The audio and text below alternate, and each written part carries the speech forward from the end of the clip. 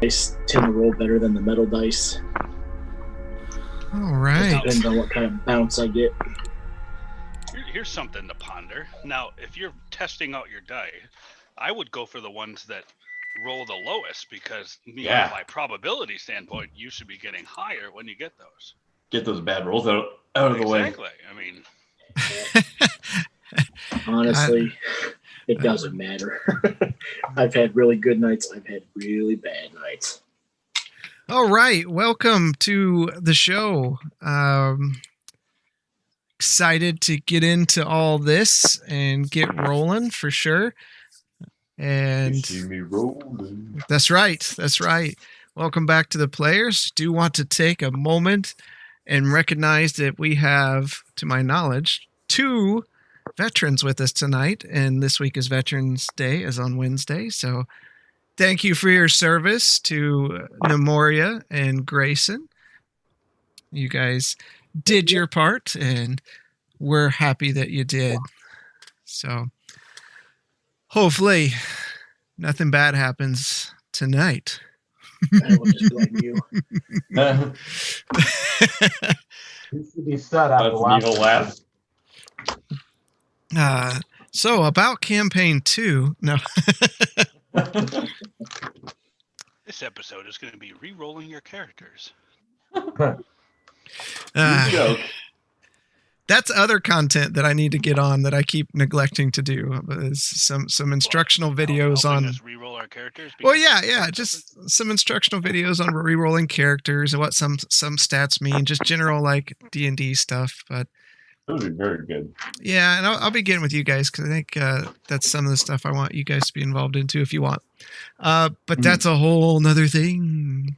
Tonight we need to get rolling. So where we left off, the party finally opened the last seal into the Chamber of the Heart, walking through some ancient statues. They entered into a room with a massive, beating, corrupted heart. After fighting through over an hour of madness as it beat them relentlessly, they landed the final blow. And as the heart beat for its last time, 5 spirits walked forward in front of the group. And that is where we left off. So let's get this back going and roll initiative. Would surprise me. Vines, spiders, baby heart. It's got to be cute like Baby Yoda, right? Yeah. Eating somebody's young. Yeah, eating the spawn of dying species. Frog. I guess that's spoilers if anybody hasn't seen it yet. All right. What do you guys want to do? Well, I'm on my knees. Exhausted. I'm gonna just turn around and start yelling, who needs help? Who needs it? I'm going to ignore the 5 ghosts that are walking up to you. Yeah, the ghosts are standing right there in front of you, Grayson, and I need, well, all of you to make a perception check. Oh, okay.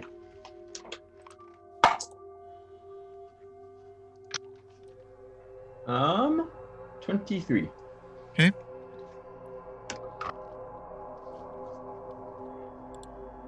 $26. Okay. 17. Okay. Blaylock? 10? Yes. Okay. So everyone but Blaylock and Nemoria, while you're looking at these spirits standing in front of you, you notice they look quite familiar to the statues that were carved that you walked through earlier. And one of them in particular looks like another spirit you've seen in this place recently. And they stand over you, Grayson, just kind of looking down at you with just a very somber look on their face. You said me and him don't know who it is. Nemoria and Blaylock didn't recognize. You don't recognize them. So I'm basically I'm gonna be fearing for Grayson. I'm gonna run over to Grayson. Okay. I'm gonna charge him. Okay. So, is this evil you're doing? I kind of just look up at him. So Blaylock, you said you're going to charge them? I'm going to charge them. Okay. Make So yeah, I'm just gonna run out. I'm gonna use horns. Okay. 6. You charge forward from the back of the room, and the one on the far left, it raises a hand up, and it's like you hit a magical barrier, and as you do, you kind of reel and fly backwards, prone onto the ground. Run. With me seeing this, I'm gonna take my shield and try to bash him.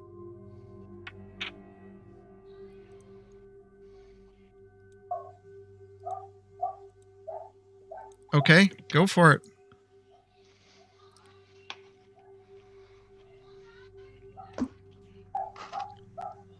Um, 15 to hit. That misses. As they're looking down at you, you kind of take your shield and push in toward them, and again, you fly off and land on your back, and you are now prone. Zormir, what are you doing? I'm just kind of tremoring in my spot. I swear I didn't take the sword. I didn't do it. Why? You're gonna hurt us, are you? Okay. They look down at Grayson. We are the kings and queens of the Elven stronghold. Their voice reverberates within your skull. We thank you for curing the forest's heart. We planted it here many centuries ago and stand watch over it. But we were powerless to stop what happened to it. And he looks down at Blaylock and Nemoria. We question your decision to come at us like you have. Do you look ill upon us? Here's the problem. Everyone that has come down here has suffered some sort of madness. A result. I'm gonna bring out the force turret. Okay.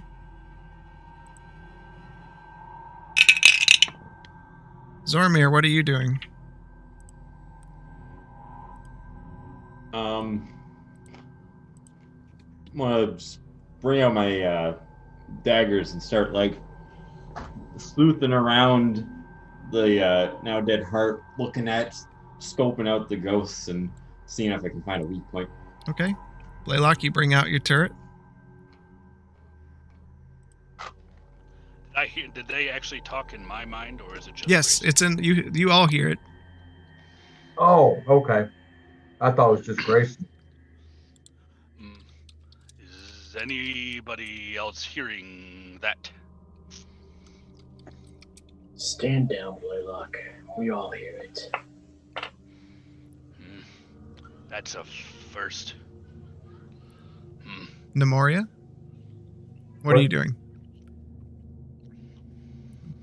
I'm going to just reach over because I'm still kind of skeptical about what's going on, I'm gonna just cast healing word on Grayson because I know he's super exhausted.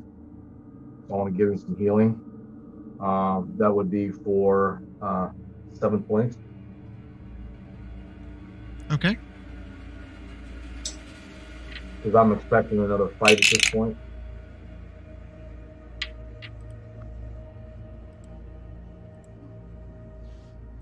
All right. Does everybody hear this? Grayson, Nemoria, I hear it. Dormir, Alberon? Alberon, do you hear? Alberon? Where's Alberon?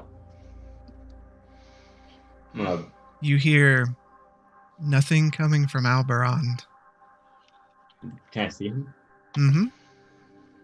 And he's down? He's down. All right. I'm going to run over to him, and as I'm running, Nemoria, forget those ghosts. Get over here. I need your help. Hold on. I And turn around and I see Alberon on the ground. I'm gonna run over there and hit him with cantrip, spare the dying. I'm gonna grab him by the shoulders and try and shake him awake. Let me at him. okay. While you guys are heading over there, Grayson, the spirits are kind of looking at you since you were the first to say something to them. We thank you for ridding this place of this evil. And you see the queen turn and kind of raise a hand, and the heart begins to just fade and decay, almost like sizzle in the room as it slowly, the smoke fills that part of the room until it turns into an ash and just kind of lightly blows. And she steps closer to it. And just lightly you hear doom, doom, doom, doom, doom, doom. And through them you see this small beating earthen heart. Green as every forest you've ever seen. And the vines attached to it that are black and brown with decay. You see them start changing, twisting. They turn green. Leaves start forming out of them.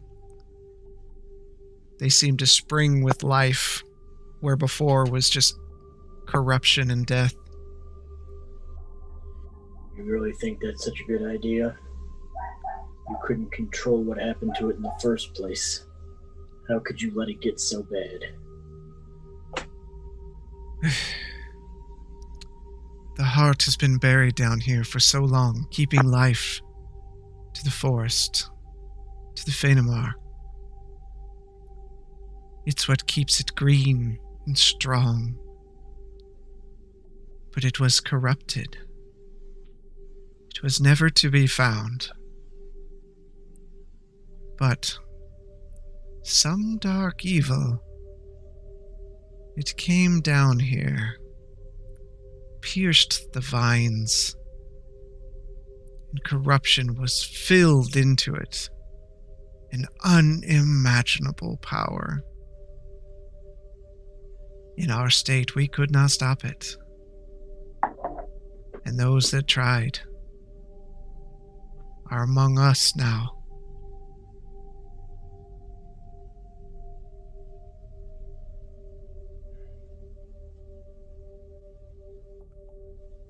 This heart beats. It will beat strong, but it will take a long time to heal the forest here and make it what it once was before. But we wouldn't be this far if it wasn't for all of you. Nemoria, you reach down and cast Spare the Dying. Nothing happens. Alberon isn't breathing. Mario, you have something else you can do, right? Yeah, I only know one more thing to do. So I just kind of bow my head in silence, and I send a prayer up to Ishtab, just praying for him to come and heal him, sparing. Prove to these others that you are worthy of who you are. Show them your power. While he's doing that out of a fit of desperation, I'm rummaging through my backpack. Anybody have a potion anybody have healing potion? Oh, I got one here. I'll pull it out of my bag and pop the top off and just in one smooth motion open up his mouth and start pouring it in. Okay. You pour it into his mouth. Nothing happens. Rayston, let's go over there. Alberon, wake up! You can't. You just take a breath in. You can't. We've come so far. We just got back together. You can't leave me just yet. What? I'm gonna go over to the north of Nemoria. Okay. After I get done praying, I'm going to stand up and I'm gonna walk over to the ghost, one of us, and I'm gonna ask them, say, listen, for everything that we've done, we've helped you out. Can you help us? Can you save our friend? So go ahead and roll a percentile dice. So it's the big dice with a D10. Oh, there it is.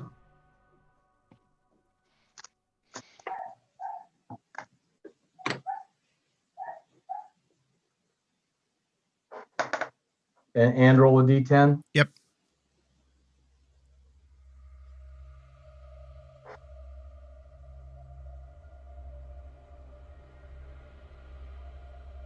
Come on. Really slow tonight. It will be a 20 and then a 9. Okay, so 29. You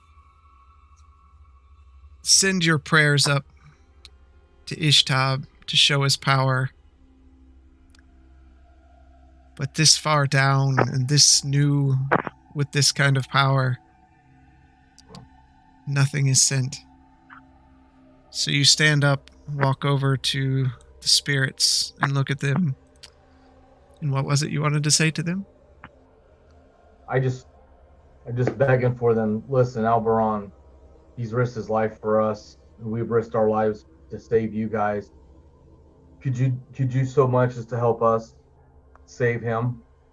Whatever power that you have, would you be able to bring him back? That's his brother. That's his brother sitting there, and they've been apart for so many years. We would be grateful for what you could do for us. They look down at you. I'm afraid that your friend is part of nature now, and it's beyond our power to disrupt that here.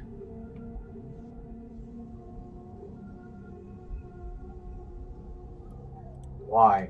I mean, you've got more power than I think you do. Nemoria, they are nothing but spirits, long-lost spirits. Something's got to be done. We just can't lay here and sit here and watch this happen. We've almost killed ourselves for these people down here, and this is all we're asking is just one favor. We have done nothing for them. We were here for a shard. Yeah, in the meantime, everything that we've done for these people in the meantime while we're looking for that shard. This is just, it's wrong on so many levels. I'm not disagreeing with you, but it is not up to them. I just have a look of, I don't know, just anger and just seething in me because I can't do what I'm designed to do, and I'm so angry. I just turn around and walk back over and I hit him with Spare of the Dying again. You are not going to die on me today. You can't. I'm the cleric. And I hit him with Spare the Dying. Nothing happens. Albron, Moria, you can't save everybody. No, but I Not should be. everybody is going to come back. All because I don't have a diamond anymore. We should have been thinking about getting another diamond, and we wouldn't be in this predicament. Not one of our priorities.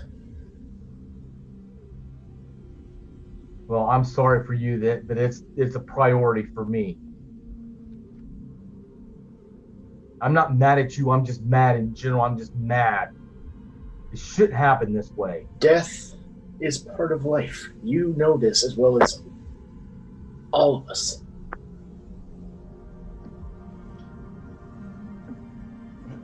I just sit down next to him and I just start crying at this point because I feel like a failure. So I'm just gonna bow my head and just start crying.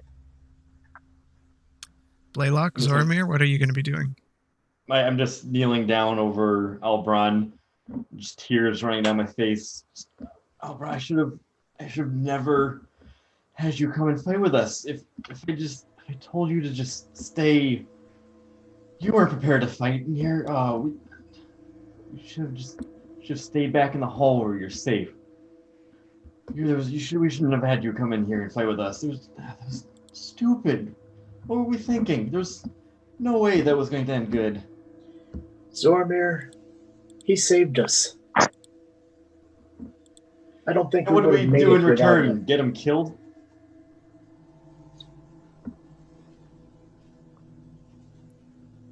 I'm gonna stand up and charge over to the spirits. Is there anything we can do for you? We came in here, defeated this heart. You said you couldn't even defeat. You guys you're mystical creatures. There has to be something in your power that you can do to help my brother. We've been separated for years, and I met him hours ago. We reunited, and we had so many adventures yet to explore that unless you guys can help us, can't just let him die on the floor of this cold, dark dungeon. They look down at you, and you can see sadness on one of their faces. Deep sadness. And an ethereal hand reaches out, places on your shoulder, looks deep into your eyes. I'm sorry, little one. This is the way of the forest. As the tree grows, sometimes it's cut down much before its prime.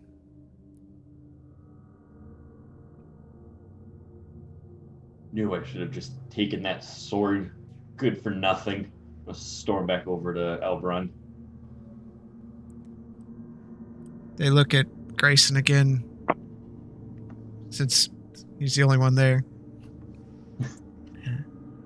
Thank you again for bringing life to the forest. And with that, all 5 of them fade into the mist.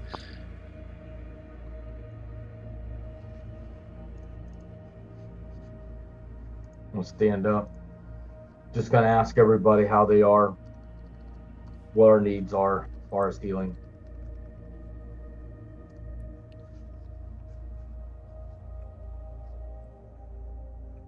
I think you need to be in your right mind. It's gonna be a long time before I'm in my right mind. We knew coming down here the darkness we were facing. We all came down here of our own choice. I do not dispute that. You are right on that. Just wish the outcome would have been different. Well, without his help, we probably would have all died down here. I think we should So- carry him out. I don't want to bury him here. He doesn't deserve to be here. He deserves a better place.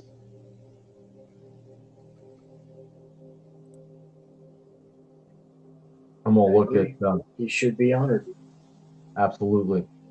Laylock, how are you doing, buddy? Disturbed. I'm gonna go over and I'm just gonna put my hand on his right between his where his horns are, right on his forehead, and I'm gonna cast Lesser Restoration on him. Okay. So Blaylock, as Nemoria reaches out and places her hand on your shoulder, you again feel your fur start condensating. You have little beads of water form from your neck down, some of them joining together and kind of running down like you're standing out in a cold rain.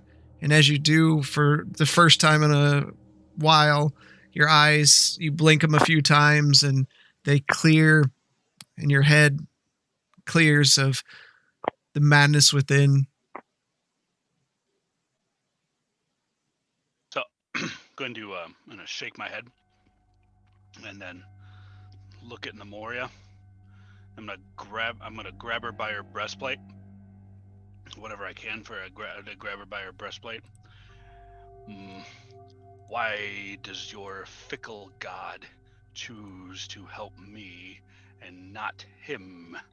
And then I'll like shove her, like, or at least attempt to shove her towards and face what's his butt, Alberond. Two deities, two gods. One he chose to follow, one you choose to follow, can do nothing for him.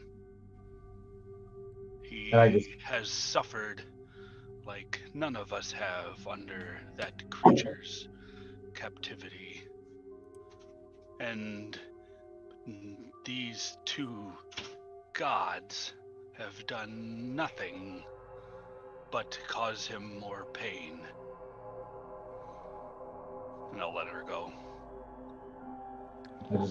I'll lower my head, sobbing. I don't know what to.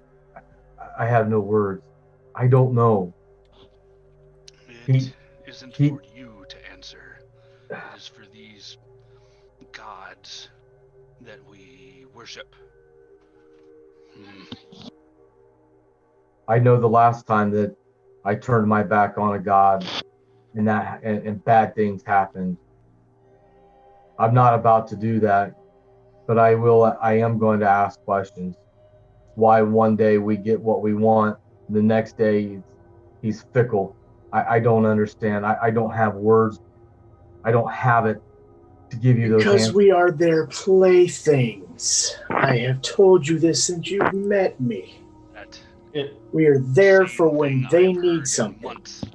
In the middle of all this, I will drop my daggers and I've dropped my knees to the ground and just my head on Alberand's chest, tears running down my face.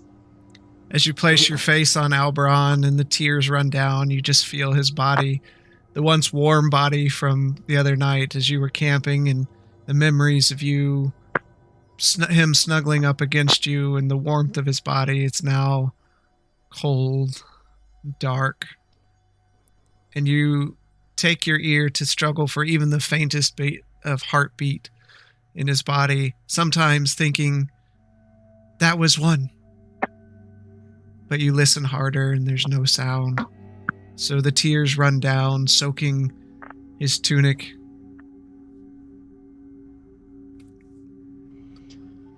You all stop bickering over his body and show some respect.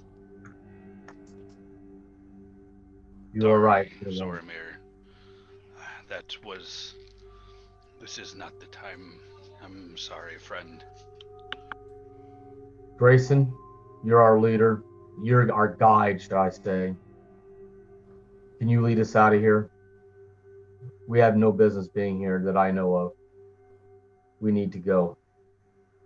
And I'm gonna quick look around the room. I'm gonna reach down and I'm gonna just kind of pick Zoramir by the arm and stand him up and say, "Little one, let me take him."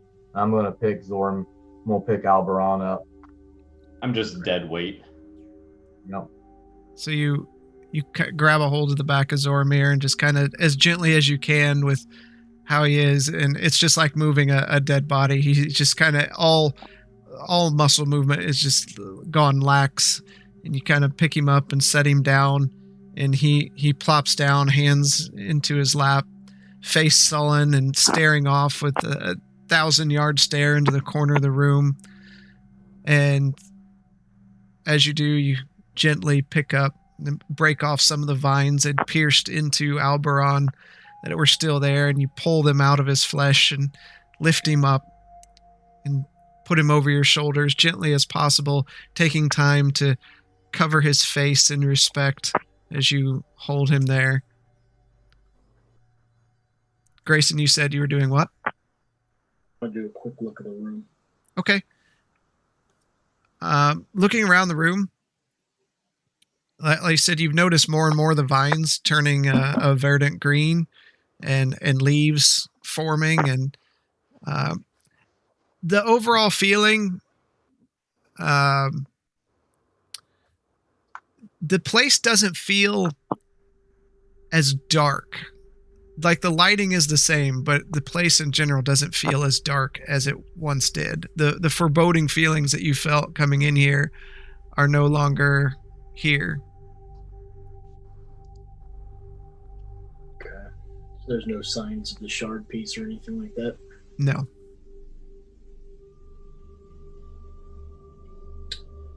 All right. Then I guess we will start heading back out to the main chamber. Okay.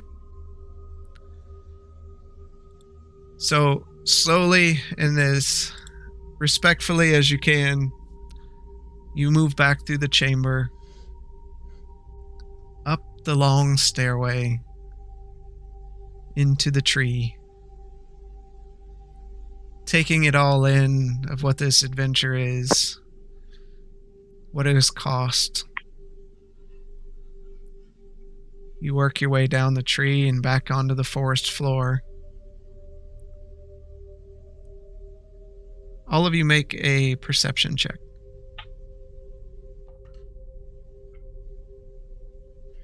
At 20 for a 27. Okay. I got 20. Okay. I rolled a natural 1 so I could re-roll, and I got a 2. Yeah. You're 9. distracted. That's fair, yeah. They're very fitting. Blaylock? 6. Okay. So Nemoria and Grayson. I'm too busy looking for that broken down treasure chest that I kicked over the edge. Okay, we'll get to that. Oh. All I needed was a verbal cue that somebody remembered that. So,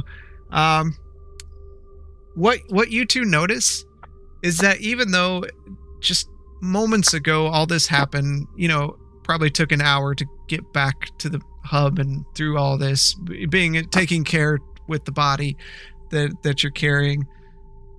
But for the first time since you've been here, you see small signs of plant growth on the forest floor. Looking up into the trees nearby, small buds have formed at the end of the branches. Grayson, look I at the see tree. it. I do see it. That's very fast. Well, with how fast the corruption took over this place, I would hope that the healing would spread a little bit, at least as fast. I'm gonna take out of my backpack a certain compass and walk up to a tree and hold it against the tree. I'm unaware of what compass you're talking about. The Uthic. Oh, I know what compass he has. Come on. Okay. Let me get to that. One thing at a time. You guys are hitting me fast here. Okay. Blaylock, you went off. Did you go off just by yourself searching for the chest that you? Yeah, I exit the tree and I just start looking around for that chest, hoping for some reward for acting like a horse's rear end or a minotaur's rear end. Okay. Give me a general investigation check.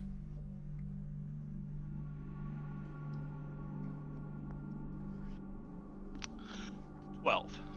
Okay. You search for a bit, and you actually find the broken chest. It's in 100 pieces, scattered all about, and you see coins everywhere. Give me another investigation check. Is it just Blaylock there?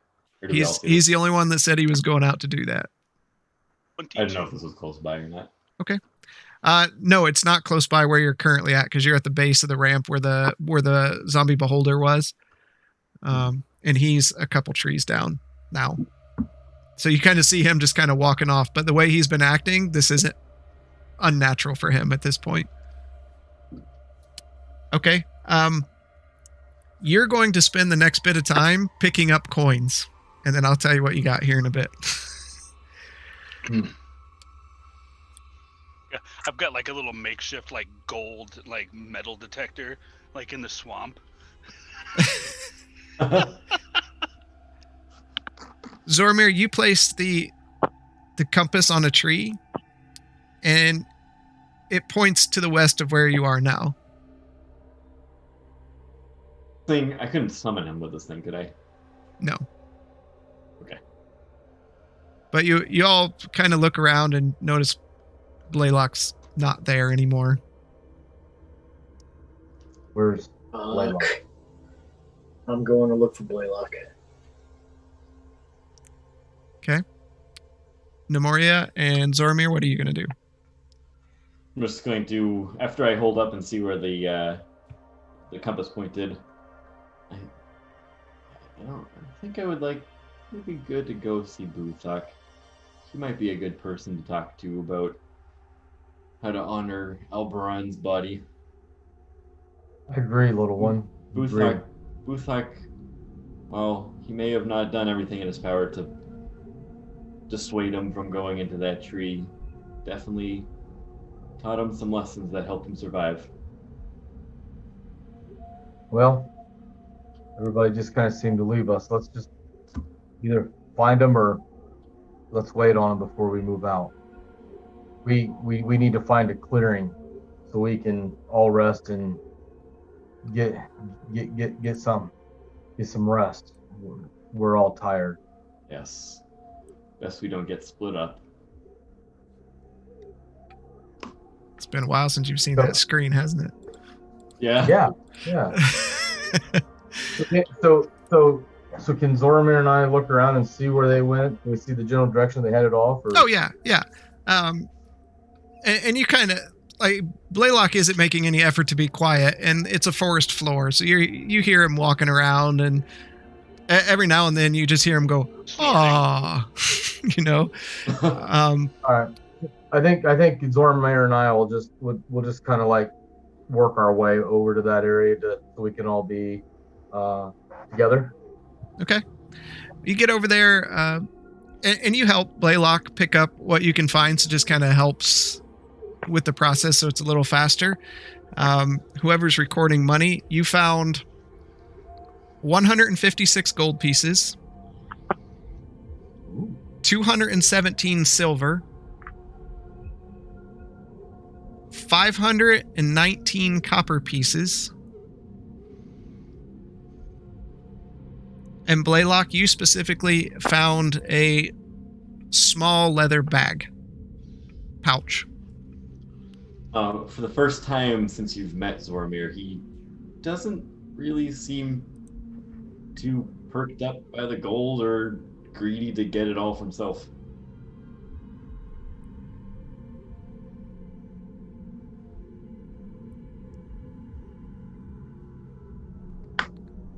Buddy? You're not very excited about the gold. Are you all right?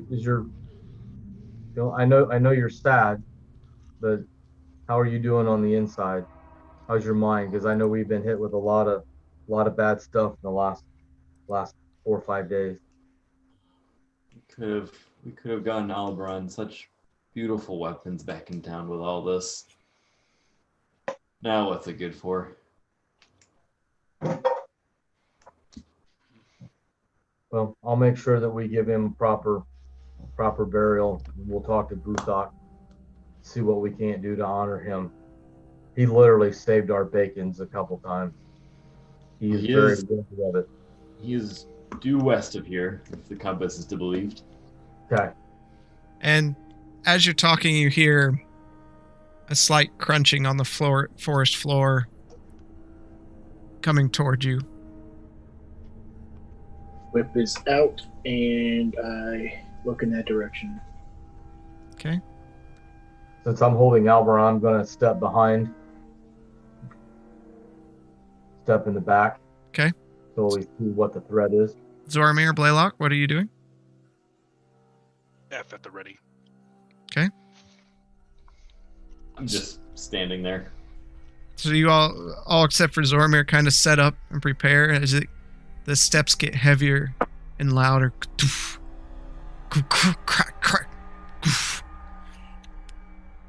And as you step through, you see a familiar face. Alberon again soon.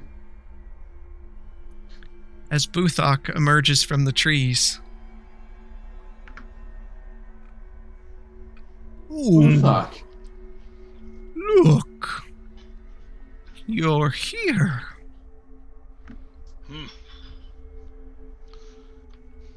We have cleansed the tree. Ooh. But at great cost. The voice of the forest has told me something. And this is what I find. You have helped the forest come back to life. It does me good that you found him. With life came death. He kind of walks over, raises a hand, and lifts back the hood of Alberon's cloak and cradles his chin in his hand. Such a young life, cut short by the terrors within, I would say. Helping. Can you? I'm afraid this is beyond me. Tell me, what did you find in there? The heart was corrupted. The ancient heart? What else? It has been destroyed. Destroyed? But the forest returns. Yes. Spirits of the five brought it back to life. The spirits still reside there. Fascinating. Not a lot of good they did. Unfortunately, they watched all this corruption happen. They came after the job was done to say thank you and bid us adieu. You misunderstand them. The spirits of the past kings gave their lives to guard that place. sacrifice to the forest, to seal the heart, to keep it safe.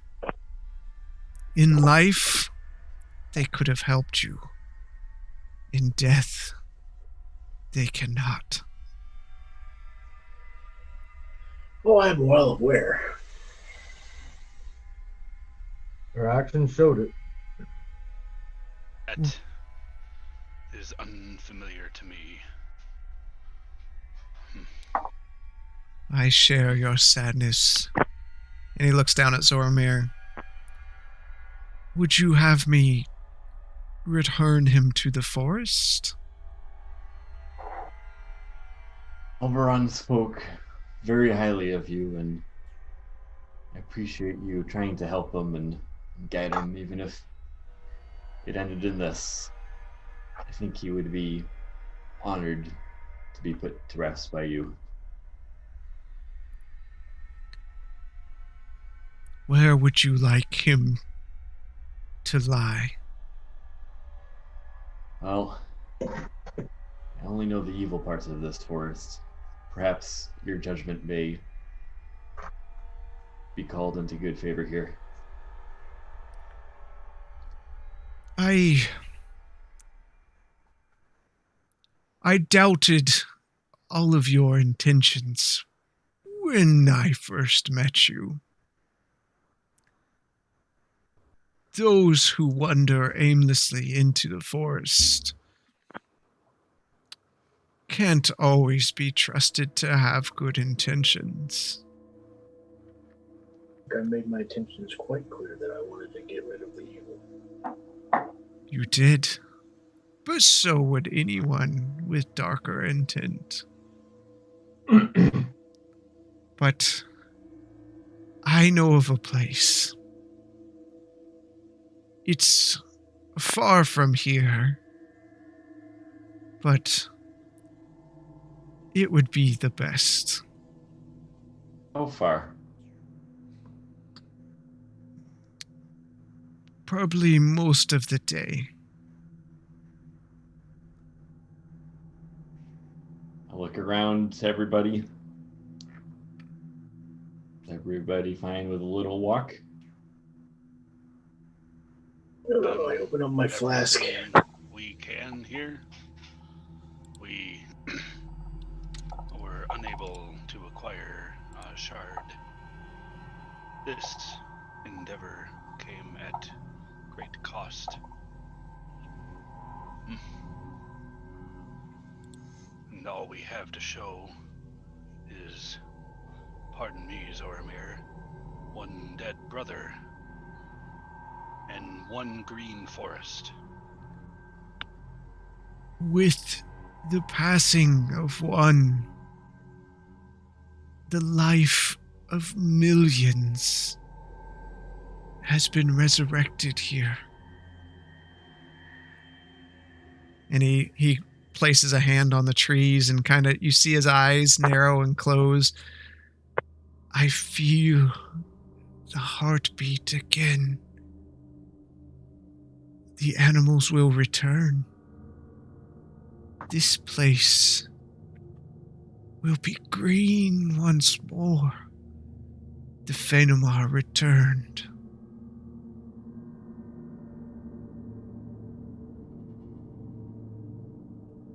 Not that we should discount the sadness of this place and of what happened, but we must rejoice in what you have done here. Oh, my friend Minotaur, don't say it's been for nothing.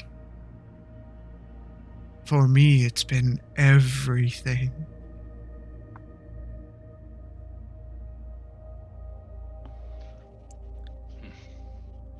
And he kind of readies his staff a bit and begins walking to the north.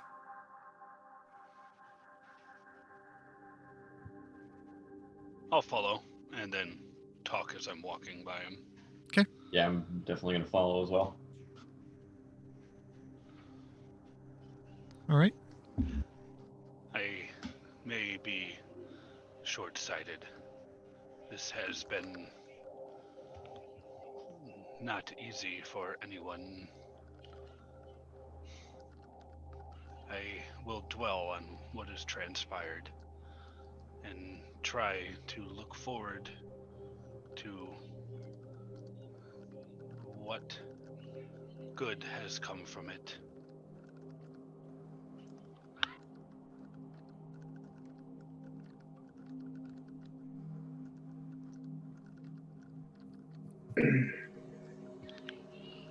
Is Zoramir still carrying Alberand? I was never carrying. Nemoria is carrying Alberon. Moria, do you need assistance? No, I'm just worried that with Butok here, I know we're in safe hands, but we all have a lot of bleeding and wounds. We really need to rest if it's going to be too much further. Maybe waiting until this last venture is done.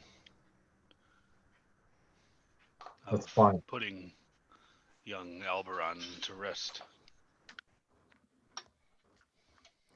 And let's do it. Thank you, friends.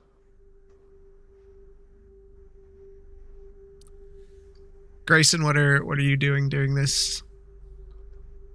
I'm following in the rear, drinking. Okay.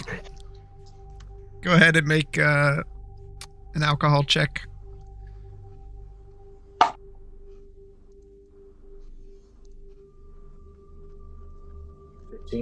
Okay.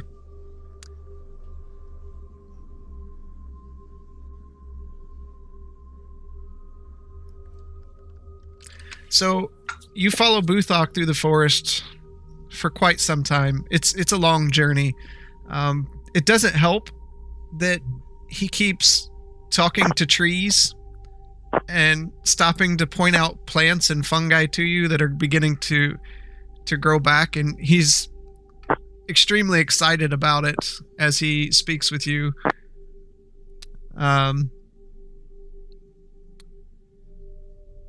Does anyone want to do anything during the journey? Talk with Buthok about the different plants.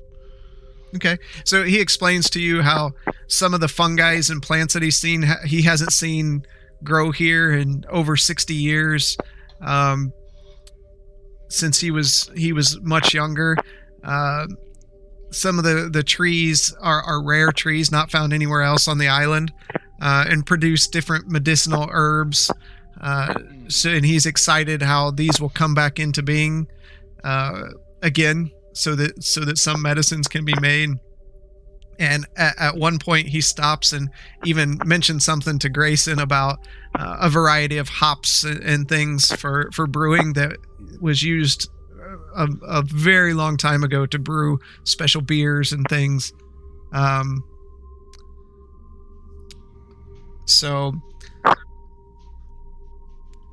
But you have to kind of goad him along to keep him moving. And I'll just start pointing ahead, and I'll point, well, what about this?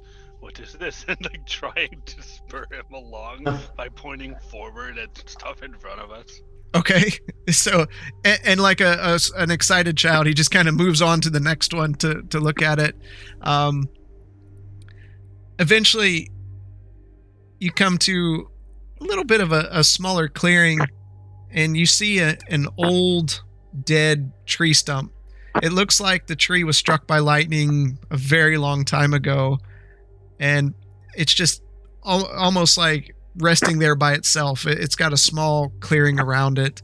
It's the tree itself being a really dark brown, almost black in color, jagged at the top. It's probably about 20 feet wide and about 35 feet tall, to the point that it was broken. And Buthok stops here at the tree. This is the place. Here? And What is the significance of this particular tree? he looks at you, and in something you haven't really seen from him, he smiles at you, and you've never seen a turtle really smile, and it's a little unnerving because their mouths are so wide.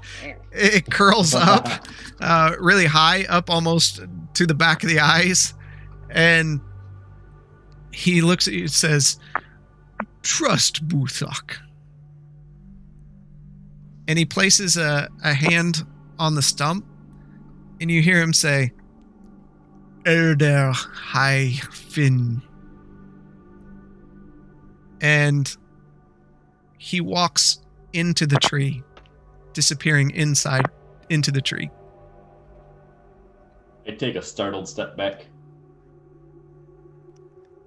Where'd he go? Doing?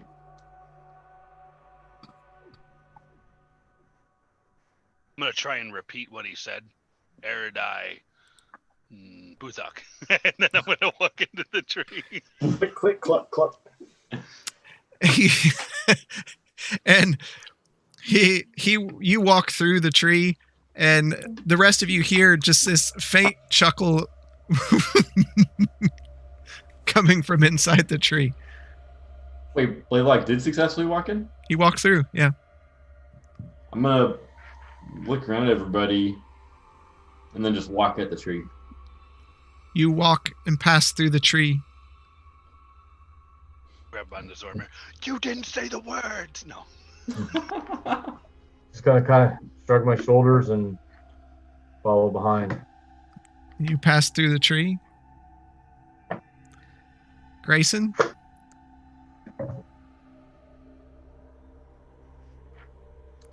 I can't hear you if you're talking, Grayson. Can you hear me? Now we can hear you. I don't want to, but I walk through the tree. Okay. Take a big old swig before you enter in. As the party walks through the stump, you kind of stumble a bit as your feet hit stone. Well-carved walls line a stairwell that descends down into darkness. Sconces burn along the walls, all lit, illuminating the way down in a kind of a bluish-orange light. Buthok motions you forward and begins trundling downward down the spiral stairway. Leighton, do I recognize this? Any of the architecture here, since we're in stone now? Give me that history check you love so much. Oh,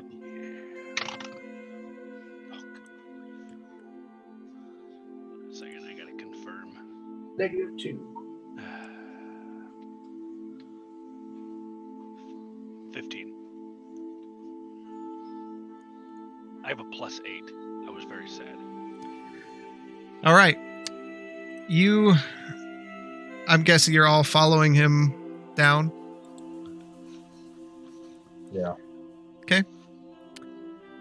The stairs seem to proceed forever as you go deeper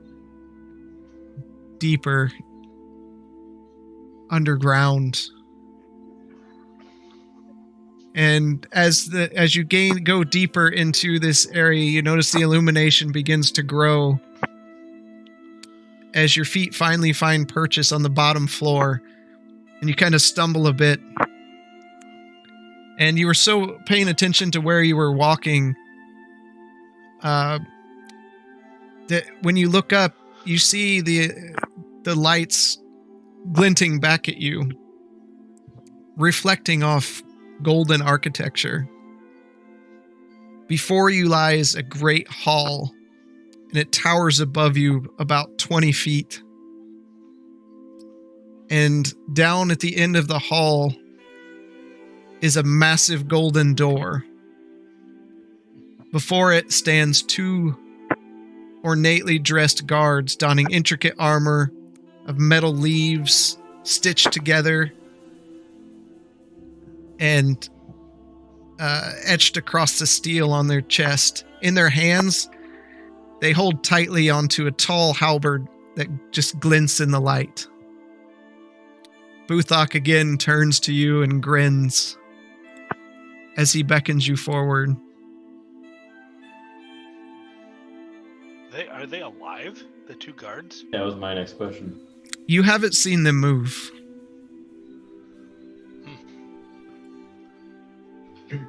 Where is this?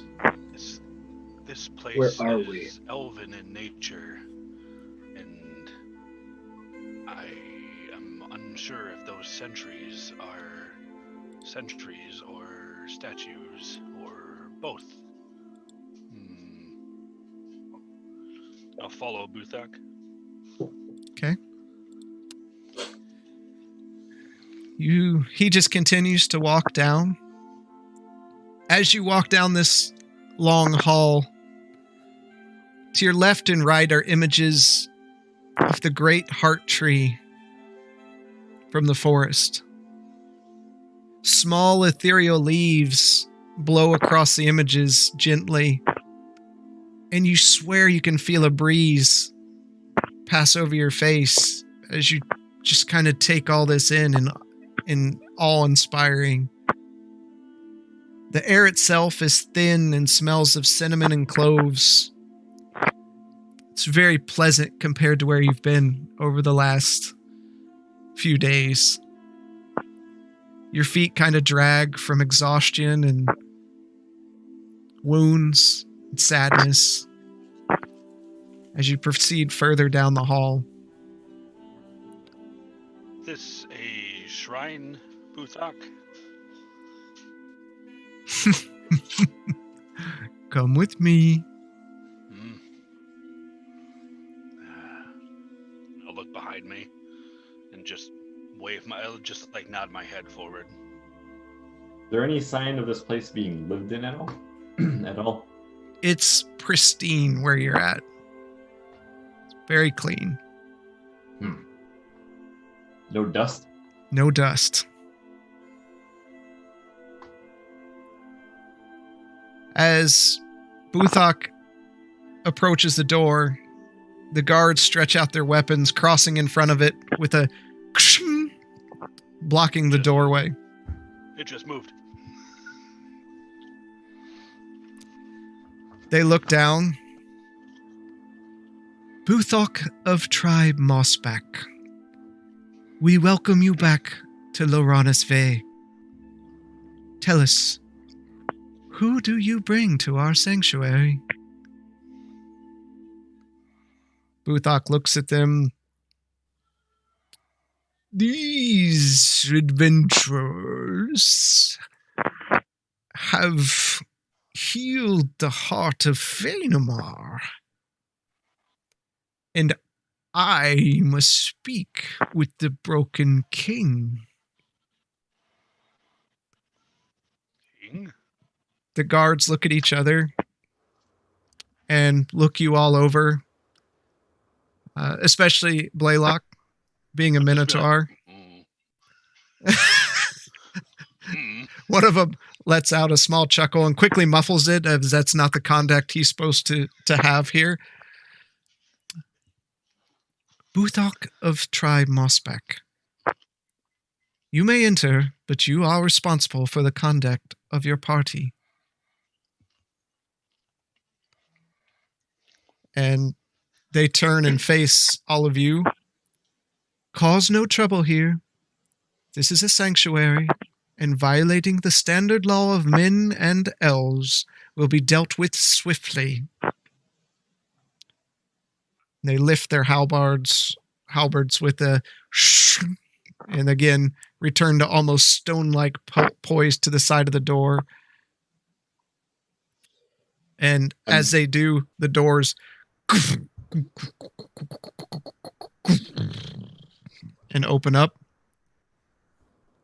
Buthok nods at them and moves forward inside.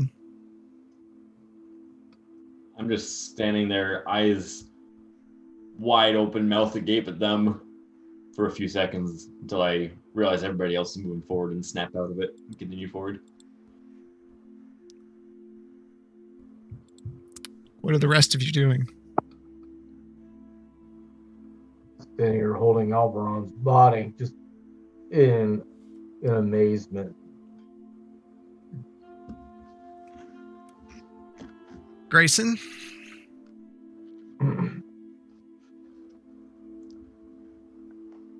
I'm just looking at him as I've got the bottle to my mouth. Okay. Oops. You pass through the doors into a scene that's even hard to comprehend comparing where you've been the last few weeks of your journeys. As you look down, you see a large central street that passes through the center of a small underground city, ending... Go ahead. So I'm going to take off my hat when I come in, not knowing what I'm about to walk into. When he said sanctuary, I took off my hat. Okay. The street continues on, ending at a massive tree that stands tall, underground. Green, ethereal leaves seem to drift from it almost constantly. You see children running and playing back and forth as homes and small shops line the main thoroughfare. Children point and giggle as they see you enter the city. And as you're taking it all in, you look up and you're almost blinded by a bright light inside the cavern shining down onto the city, simulating some sort of day-night cycle for the residents here. The architecture leans into a very earthy tone with sculpted vines covering pillars, and the facades of most of the buildings are covered in these as you walk further down this street. Emerald lamps burn down the central street until they encompass a large fountain in sort of a city square. The fountain is of a large stone tree, intricately carved with outstretched branches, water dripping from each branch into a pool surrounding the base.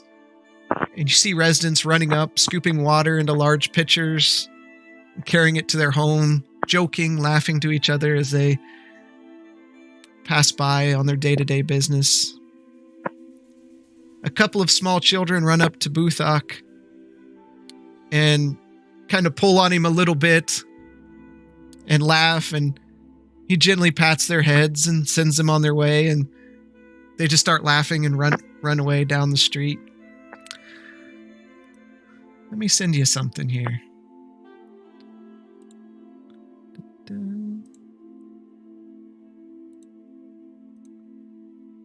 So send it to the chat for you guys and for our viewers.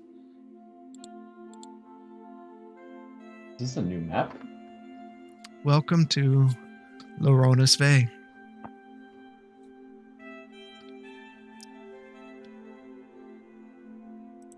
Did Loronas Bay? Loronas Bay. Did you got the letters backwards on the map?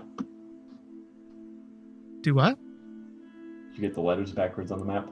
Loronas? Oh, Lenoris. Lenoris Bay, sorry. Huh. I misspelled it in my own notes, so... Oh, see? It's the 7D curse. We just misspell everything. And we do. mispronounce everything. We do. It's a thing.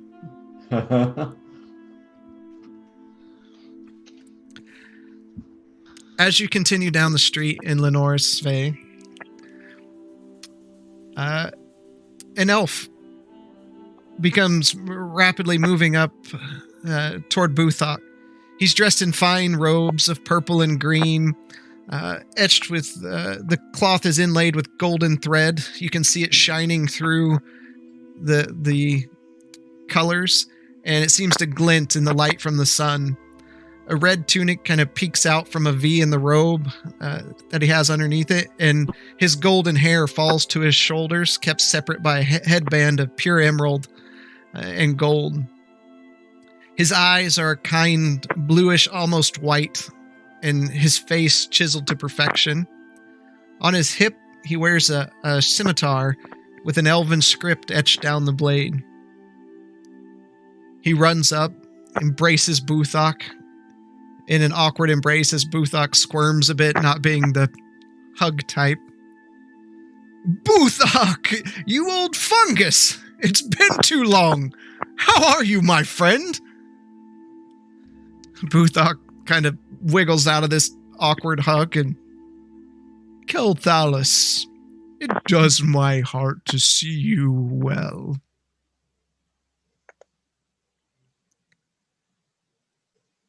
Kelthalis looks down at Buthok and kind of looks around at all of you. So, what brings you here? We haven't seen you in months.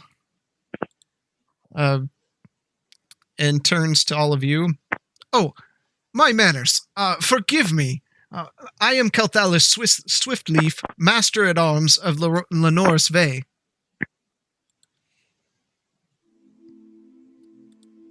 And he gives a bow to all of you. I've heard Swiftleaf before, haven't I? Probably. I'd have to look back through. Wasn't he the king? I think so.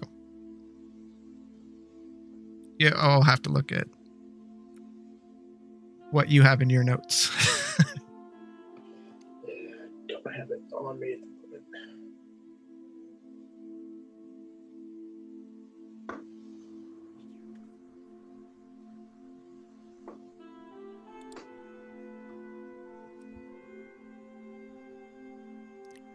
And you see Kelthalis just kind of, he's just kind of looking at all of you, waiting for introductions, and he stops at Nemoria, and he holds a hand up as you begin to speak.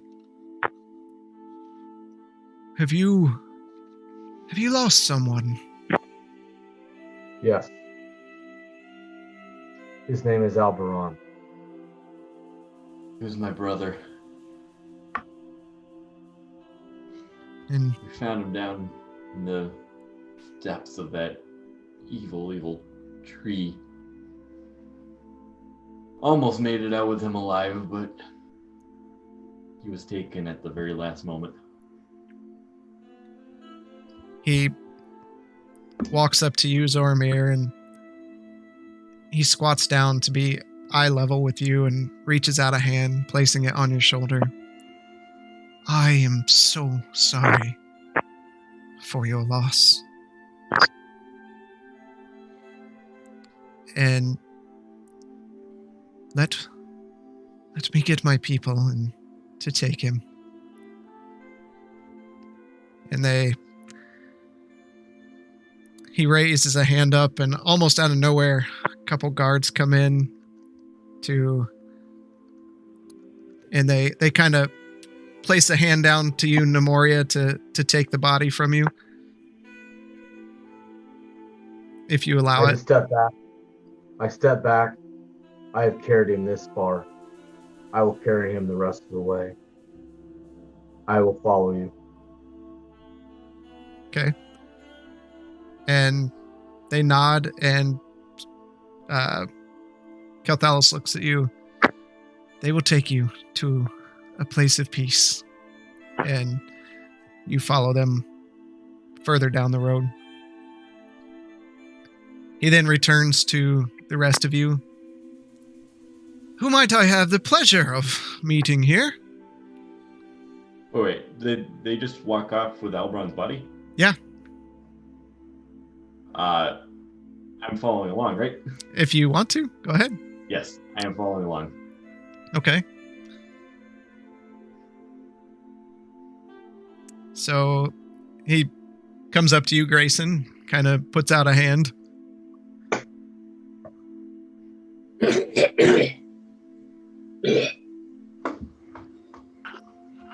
Grayson Harper. I see. And he looks at Blaylock. And you might be? Blaylock Rayburn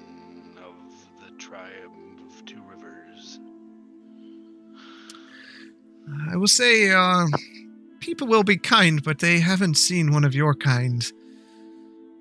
And some of them probably never.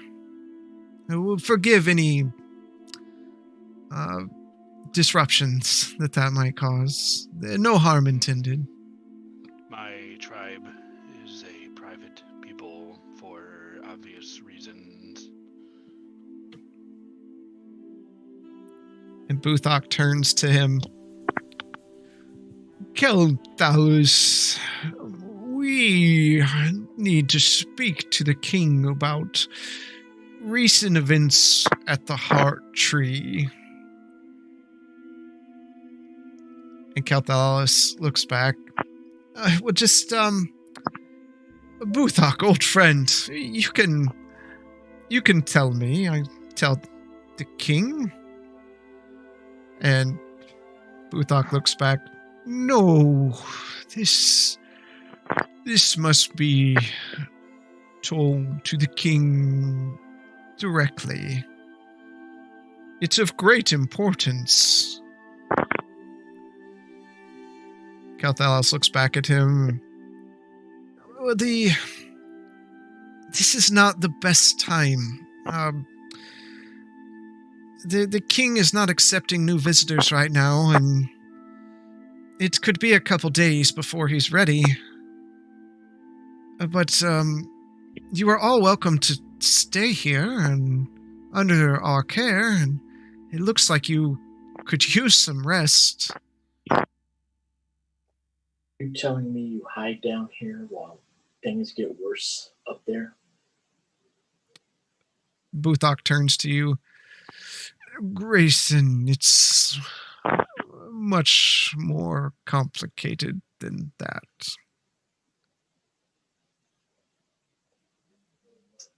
I take another swig. Well, I do intend to meet the other parties of yours, but they'll be headed to the resting place. And until then, might I take you around the city? Show you where things are?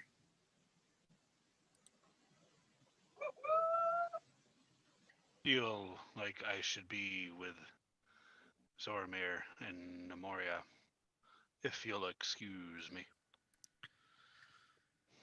Let's make it torque and wait. Let's all head there with them. So he leads you to the first eastern wing of Lenore's Fae and down past a few ornate homes, and at the end of the road is a small house built of stone. You can see statues surrounding it with emerald lights kind of illuminating the outside. And as you walk in, you see Nemoria has laid Alberon to rest there on a stone slab.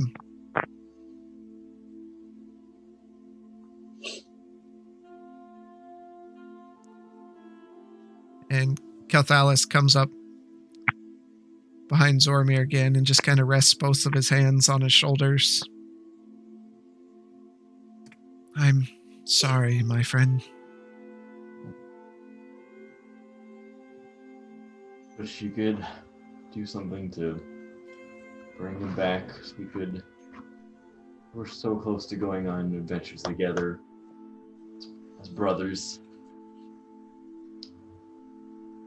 Wish he could be back. I understand. This corruption in the forest has taken so many. So many His good. death was not for nothing.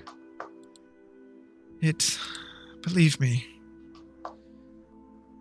no death is for nothing. Please, allow my people to dress him in the clothes of our ancestors and let us give him an elvish burial, as per our customs. Nothing would give me greater honor than to allow him to be put to rest by you kind folk. We shall prepare. Tomorrow we shall lay him to rest. Tomorrow? It takes our people time to go through the rites. We want him to pass through the gates unscathed. My trust in you.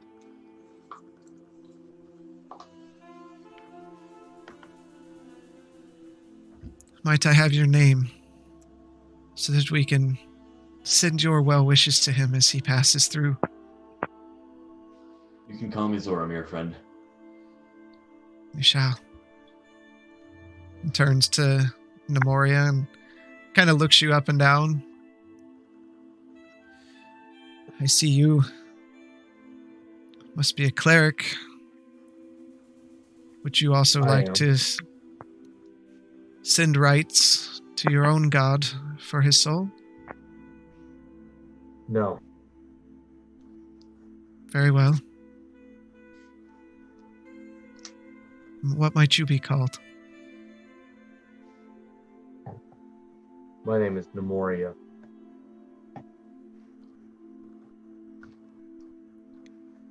Nice to meet you all. I will step outside. Let you all say your piece. And then we can show you around to what's around here. Thank you. And he stands at attention and bows slightly and steps outside. As you all circle the ornately carved marble slab where now Alberon lays to rest. The room has a calming sense, and you can smell light smells of burning incense. It's a peaceful place.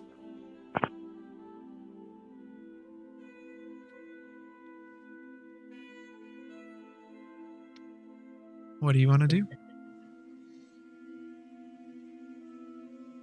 I'm gonna walk up to his body, and I still have the dagger that we picked up by the pedestal, right? Yep. I'm gonna take that dagger and gently fold his arms over his chest so that his hands are grasping the dagger in a clutching fashion over his chest.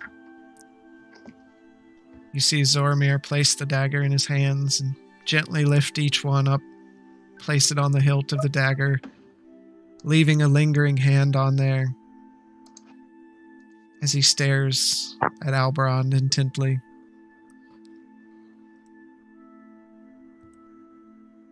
Wish we could have time. We could have had more time together, brother. We were so close to going on our adventures like we used to as children. I'm sorry it had to end this way. Never been one for big words, but hope to meet you one day. Neither of us are very religious, but if there is an afterlife, I'm sure you'll be waiting there for me. I take a step back. You see Zoramir step back, eyes welling up with tears.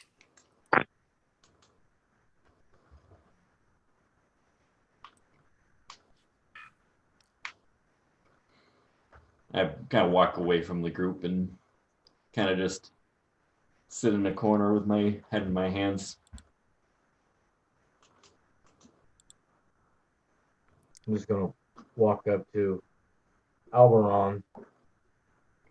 Just gonna bend over and I'm gonna whisper some things in his ear. stand up, bow my head to him, and walk away. Okay.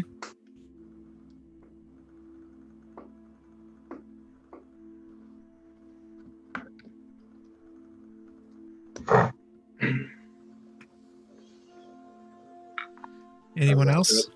Okay. Take another swig. You had a lot of heart, kid.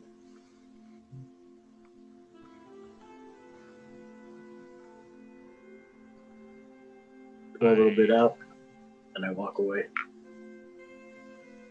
You see Grayson reach up and, in a reverent manner, takes his flask and pours a bit out on the floor. You hear it splash. It almost echoes in your ear just from the silence in this place. And turns and nods at Zoromir a bit and walks out.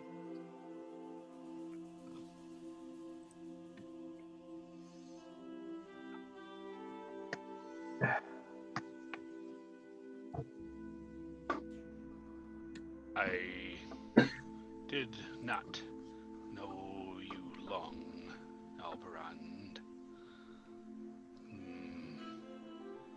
But you come and sacrificed your life for those who you barely knew. And for that, you deserve honor. Only as the only manner I know how. And then I'll start to chant in the way of my tribe when we send people off when they pass. It'll just be a low rhythmic hum.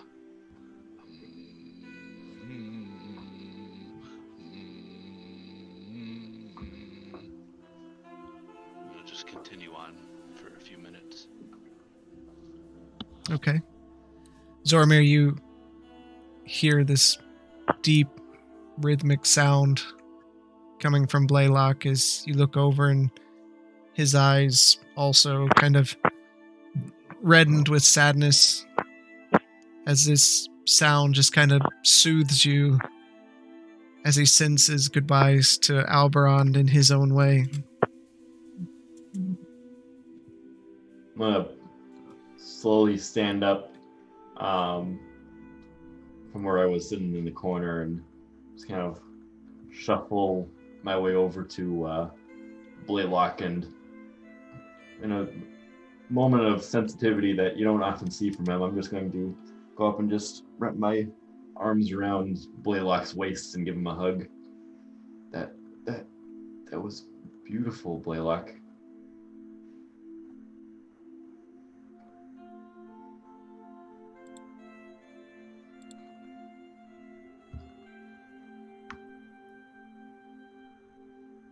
Can't hear you, bud. I didn't hear anything. Did you hear me now? Yeah. There you go. Oh, like apparently Hey, Blue, yeah. He deserved anything I could give him. It is the least I could do for the sacrifice he made for me. I'm gonna kind And of sniffle. I'll put my hand on his and just around his shoulder, or I mean probably down on his shoulder. I'm gonna kind of sniffle. Alberon loved music.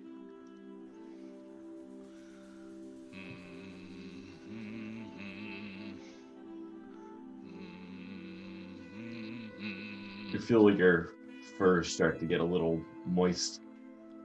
It peed on you.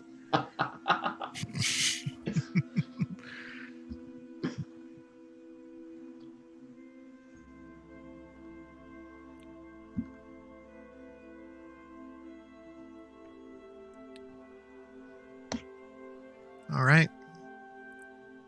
What do you want to do from here? leave the room. Okay. Grayson, you left completely, so you step outside and you see Kelthalis there.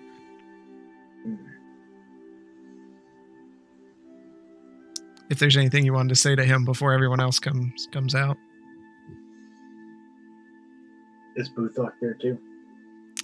Yeah, but he keeps like wandering around to the different houses. He seems to know everyone here. All right. Yeah, while that's going on, I'm not trying to be rude. And it's obviously a lovely looking place you got here.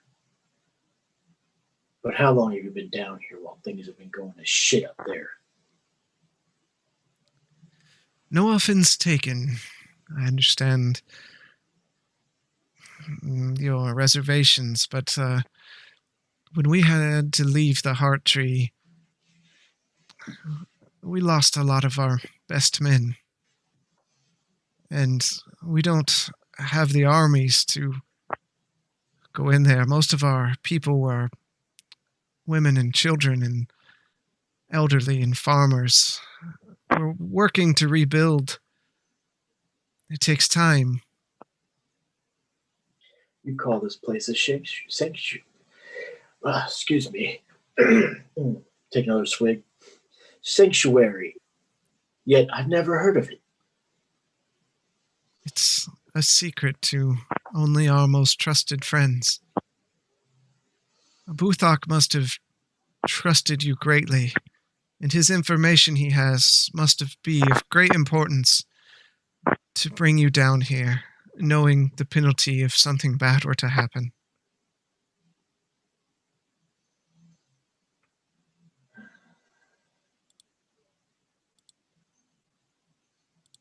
Who is this broken king?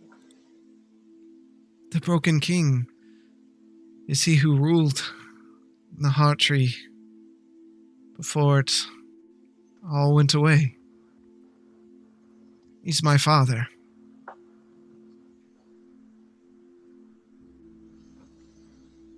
And do you guys know what caused the corruption? We have our thoughts.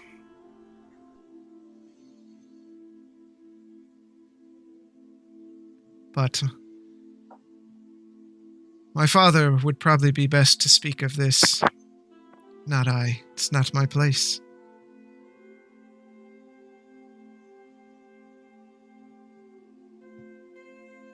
Just step aside. As you step aside, without turning to look at you, he kind of looks up into the sky a bit. You know, I think you're going to enjoy the wine we have here, though. If it's as good as this one, I shake the bottle. You're probably right. Very few things we were able to take with us, but elven wine is not something you leave behind.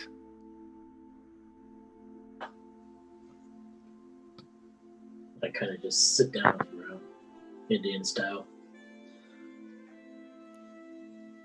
Eventually, Nemoria walks out. Blaylock and Zoramir. While he turns to you, while nothing I can say could comfort you in this time of loss, at least let me show you what we have to offer here. And especially a place to rest. It looks like all of you have seen more restful times.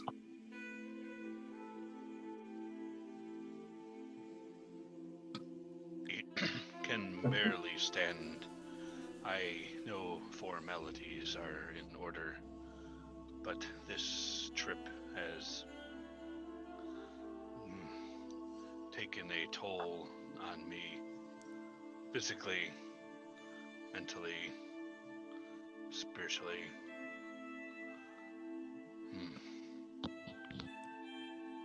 I guarantee, friend, it won't take long.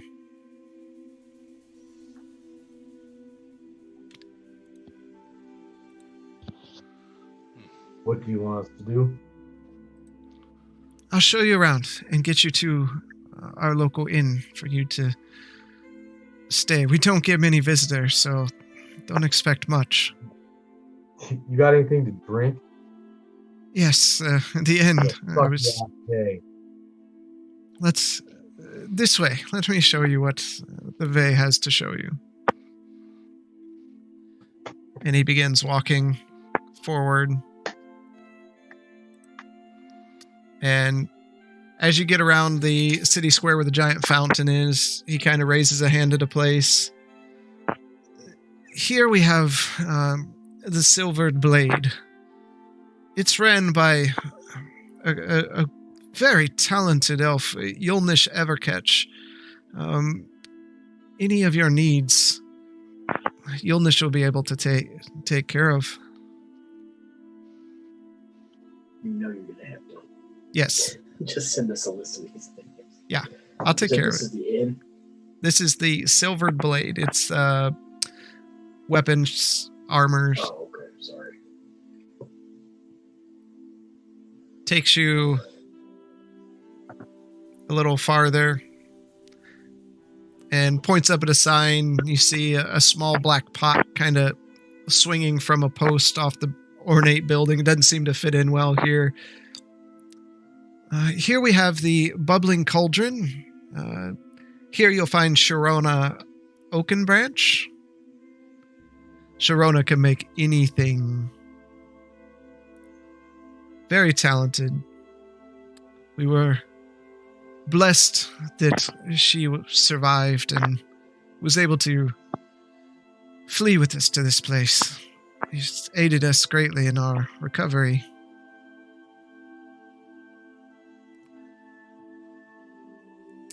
And finally, he takes you to a building on the east wing from the fountain, on the far side, and you see a sign that says Heart's Remembrance.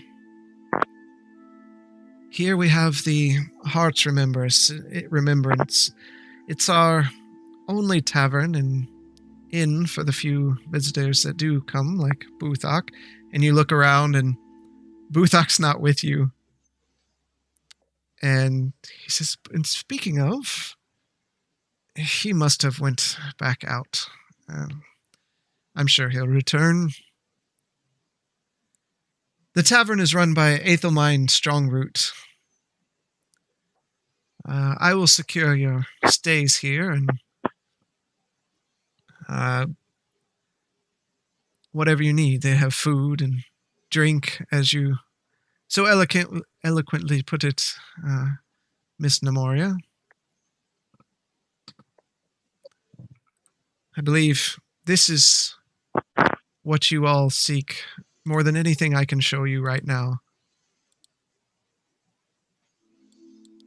I don't mean no disrespect, so I just kind of look at him, bow my head.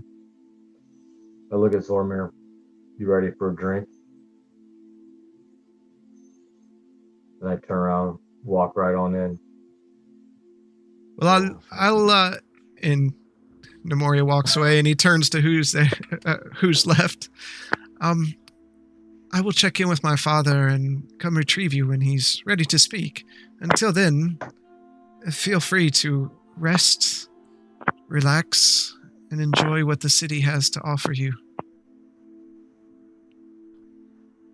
And he gives you a bow.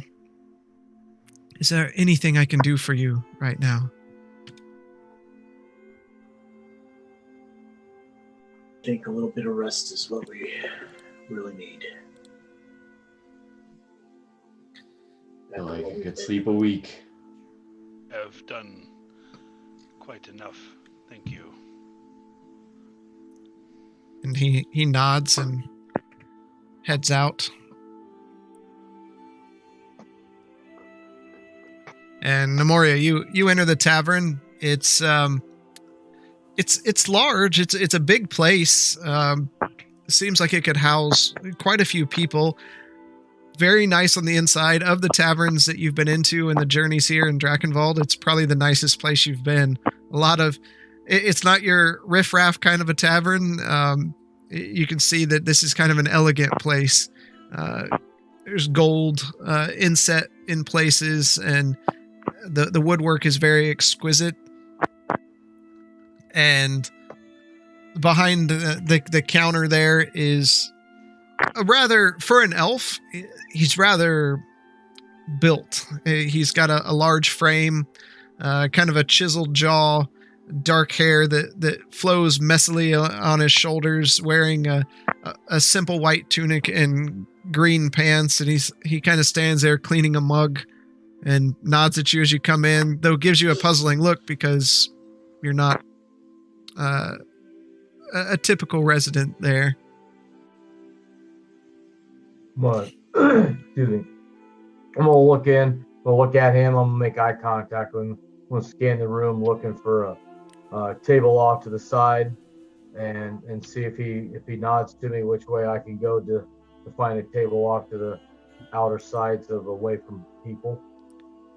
There's plenty of tables around. There's only a few, maybe 10, 15 people that are even in there. And they all kind of look up as you come in, but then go about their business, all dressed finely there. And he just motions with a wide sweeping motion and kind of a raised eyebrow to sit wherever you like.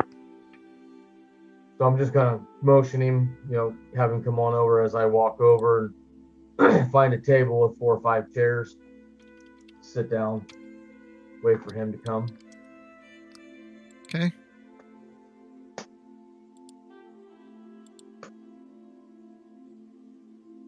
One second here as things load up.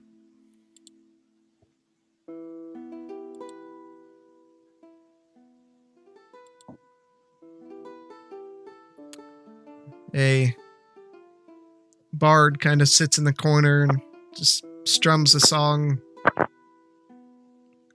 as he comes over to the table. What are the rest of you doing?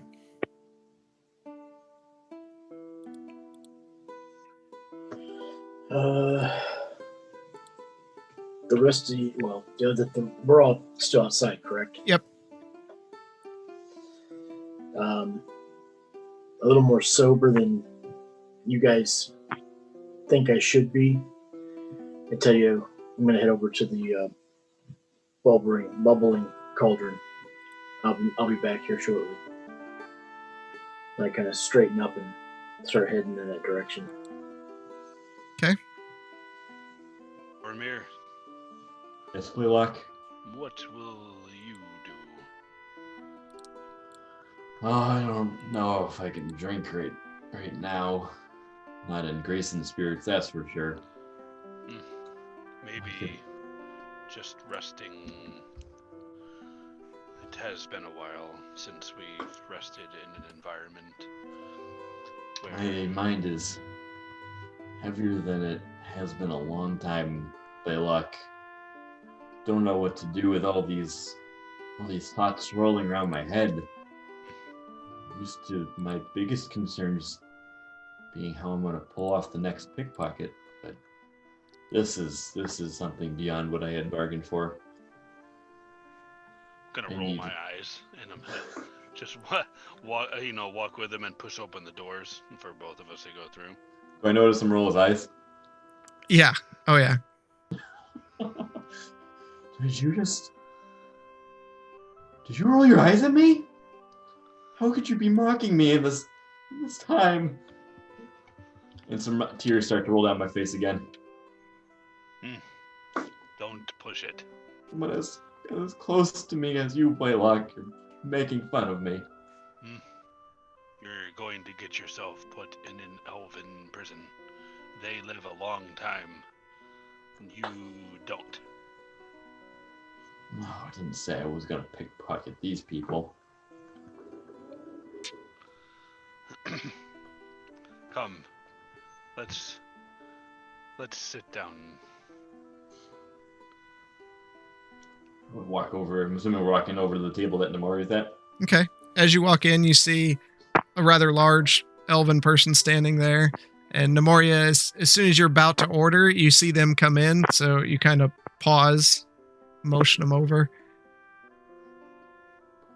Come on over here, guys. Sir, Oh. what is your name? Mine?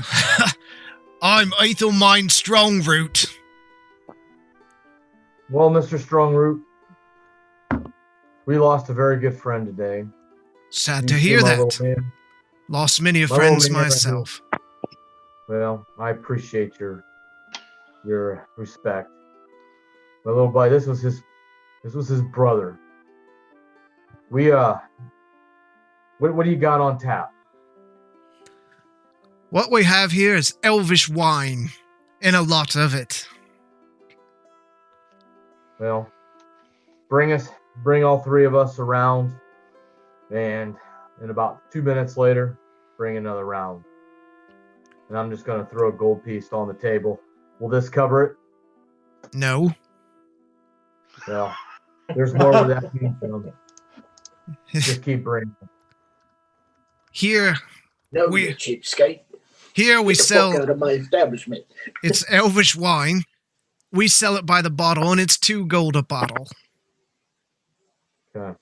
And So I as throw in- you look around, you see everyone has a bottle on their table. So I throw in 4. Give me 2 bottles. He winks at you.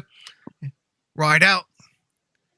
Comes back and sets these very nice bottles of wine on the table and grabs a few glasses and kind of moves them around the table. Enjoy. Let me know if I can get you anything else. Bring us. Got any stew or food in the back? Certainly. Lambus bread. Bring us something to eat, please, if you don't mind, kind sir. We need something. No problem. So Nobody else caught that, did they? So he goes in the back and he comes out with some nice smelling meat and a couple quarter wedges of bread and sets them down. There you how go. much for you, sir? You know, lad here lost a brother. Tonight, it's on the house. Well, I appreciate it. I'll throw in 1 gold. You don't have to ask. You see they're empty, just keep bringing. I'll make sure you're taken well care of, Mr. Strongroot. Thank you. And someone Well, runs up to him real quick, and he kind of bends down. All right. Seems you're staying here too. We got 2 rooms. They'll be fine enough for you. all right. Well, Ooh, Rome. whatever it is, 4 of let's us. settle up in the morning. He kind of gives you a wink, Zormir. It's okay, little one. It'll be big enough for you. A little frightened look comes across my face. I kind of just look at him and say thank you, and just kind of like brush him off a little bit. Okay. I got a sour face on my face, and I look at Zoramir. I slide 1 bottle over to him, and this is for you. You're going to need it. And then I just take 2 glasses and I pour Blaylock in me a glass. Slam it down, hold it up. Cheers to Alberon. I don't know if I should be drinking right now. Why? Like that's doing disservice to his memory. I should be. Alberon can't drink right now. Why should I? Don't worry about it. Is he here to tell you otherwise? Did he lay his life down for you? He laid his life down for all of us. Exactly. So lift the damn bottle up and toast to him. Oh, I shouldn't. I don't know if I have it in me tonight to be drinking. We've got nothing else to do and nowhere else to go. We have a lot of problems, a lot of worries. We're going to take care of the worries tonight, little one. Or should I say, friend? Guess I'll A lot. drink to your toast at least. Very well. So I hold it up, and I look at Blaylock, and I look at him. We all clink glasses and just down it. Do you all take a drink of it? Yep. Blaylock? I do. Yeah, I'll have a drink. You poured out a couple glasses? You have the bottle. Yeah, you have the second bottle. I take the bottle and a little shakily just cheers and take a little sip from the wine. Kind of swirl it around my mouth. So for all of you, for any alcohol you've ever had in your entire life, this has surpassed it by tenfold. Not only can you almost feel it when you take a drink, it's delicious. There are hints of blackberry and cherries and all sorts of exotic grapes and a hint of a spice in it that just swirls around your mouth, and it almost takes your breath away at the flavor. Holy shit. I've never tasted anything like this in my life. Have you? Without saying another word, I just kind of take a deep breath, put my nose on the bottle, and breathe in, and I bring the bottle up and take another sip, and you can see my eyes kind of looking around the room as I'm processing how good this tastes. Take another sip, and then I take a deep breath, and I just bring the bottle up and just start glugging the whole thing back. Okay. I'm like, yes! Yes! I'm gonna need you to make a Constitution saving throw. At disadvantage. That's just him, correct? Yep. For right now. 10. A 10. Okay. Oh, this is starting off good.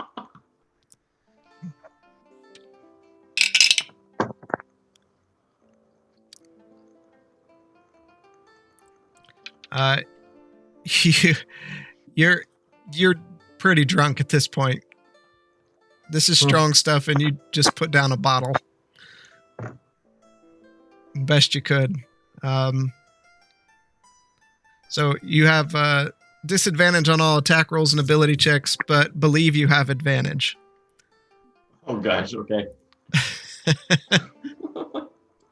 I grab the bottle, fill my glass up, fill Blaylock's glass back up, set the bottle down. And I just kind of look at him with a somber look. Heartbroken. Tears starting to come down my eyes. And I just tell him, I'm sorry. I couldn't save your brother. I am torn so bad that we lost him. And I am so sorry. So it's okay, Nemoria. I could tell you two we're gonna be best of pals. He had that glint in his eye. He liked you.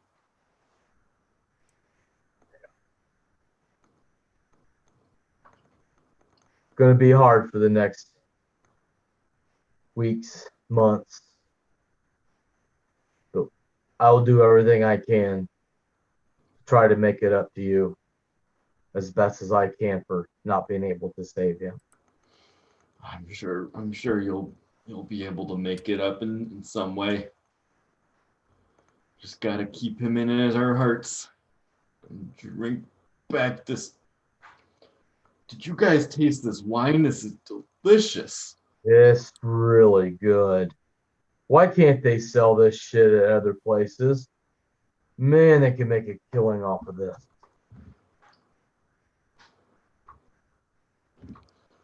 All right. Blaylock, you feeling all right, buddy? I'm gonna raise the glass that's barely been drank at all, And I say to Alberand. Cheers. As he raises his glass, I'm gonna push back my stool or seat or whatever, and come up behind Blaylock and start trying to climb up his back to get onto his shoulders. Okay, make a dexterity check with disadvantage. Ah, Oh no. Oh, I rolled a natural 20, but the other one was a 3. But I have a +8, so that's 11.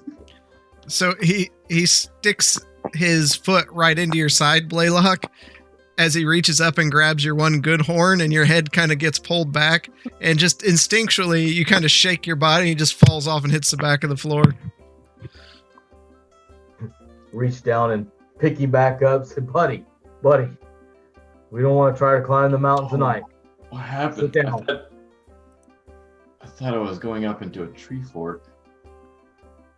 Well, he is that big, but have you ever smelled a tree fort to smell like that? Like mud? Yeah? Wet? That's not him. Just sit here.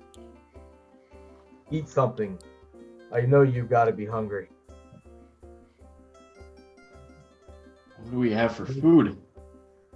He brought us some food and some bread, and here's some stew. I pull the table or the food close to me and just kind of put my face into it and start chewing.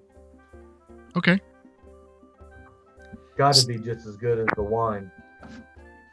It's delicious. Definitely better than most things that you eat, Zoramir. Take a clump of the food and put it in my backpack. Okay. While you guys eat and drink, Grayson. Oh, he just went AFK. He can continue going.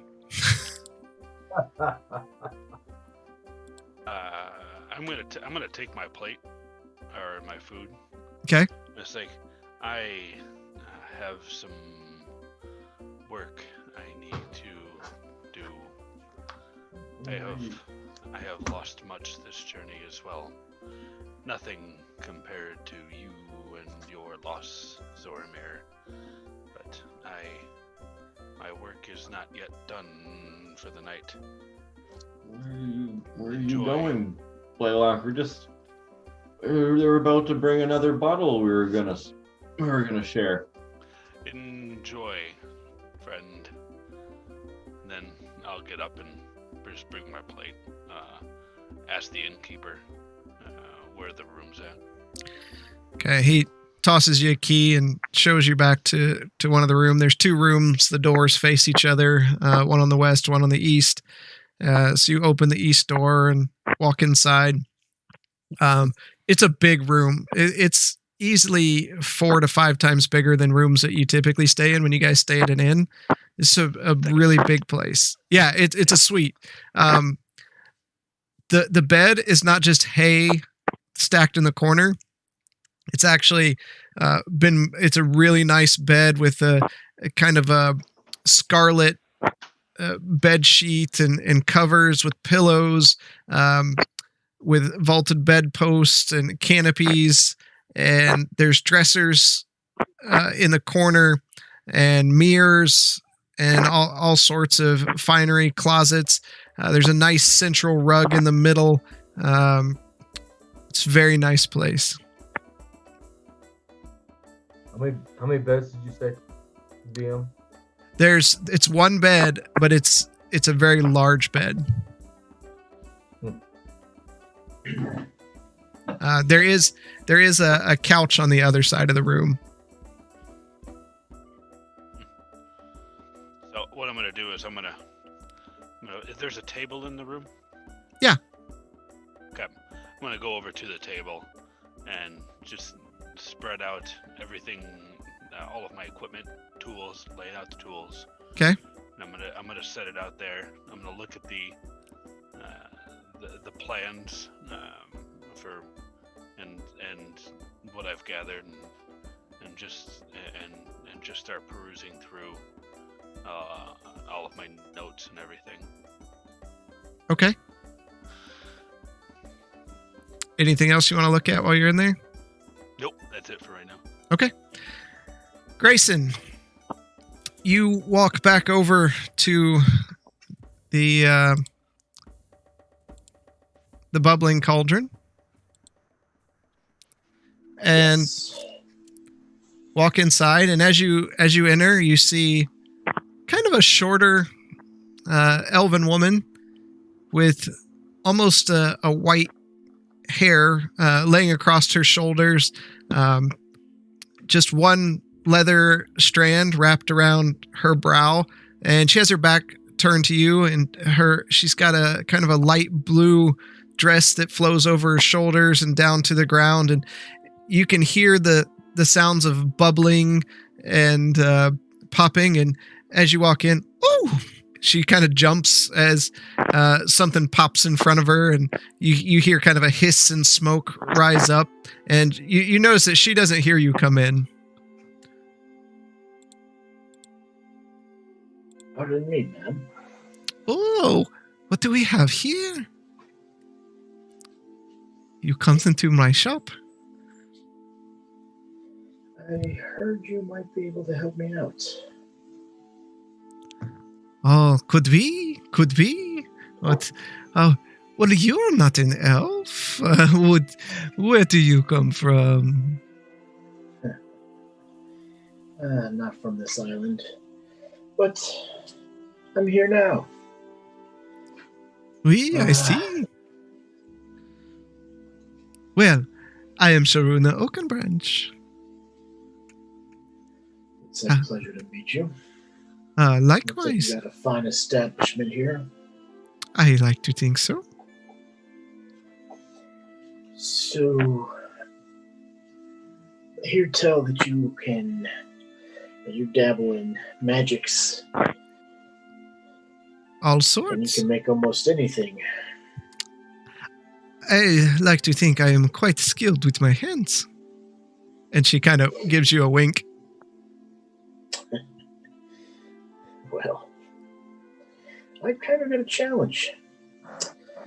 Do you do enchantments? Enchantments? Why? But of course.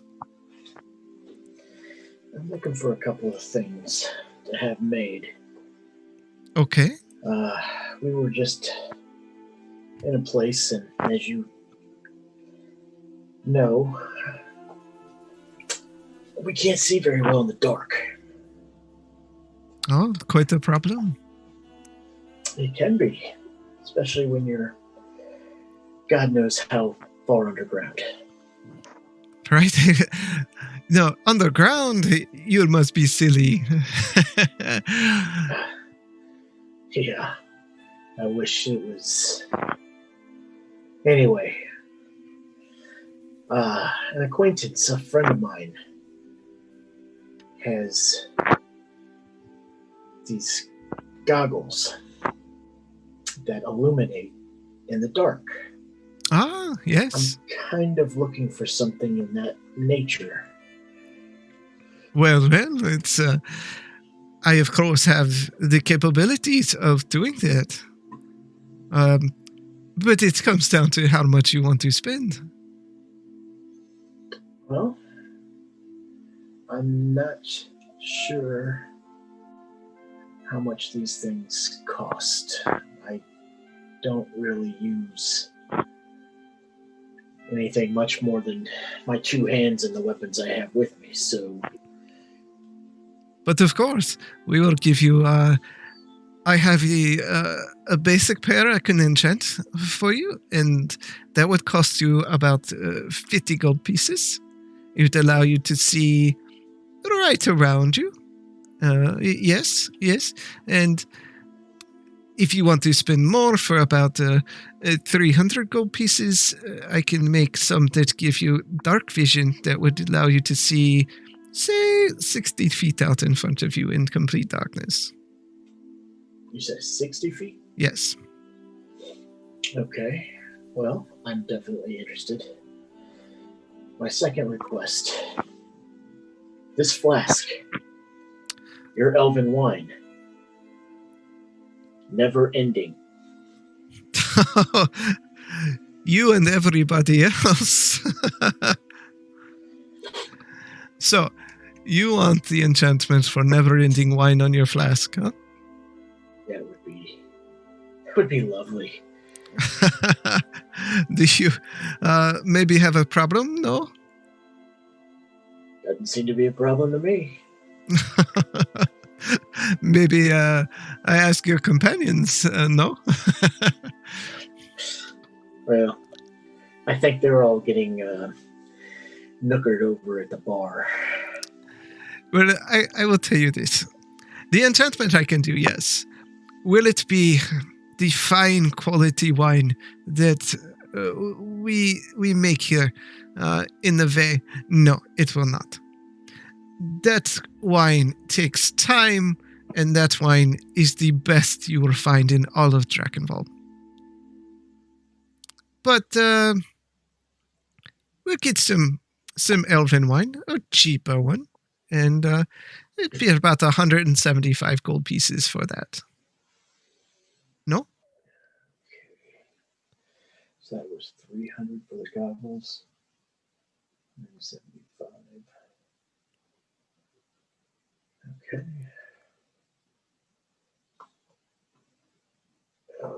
Let's see. And how long will it take you to make these? Both of them? That will take some time for sure. I don't have a lot of time. It's Not sure how long we'll be down here. It's I mean, we are talking days. Yeah. I could probably talk them into staying down here for a couple of days. For both of them, that would probably take probably 4 days. Okay. Let's see. And it's 10. How many silvers? One piece of gold? 10 silver. 10 silver. Okay. So I'll hand over the flask. And I will. I've got enough.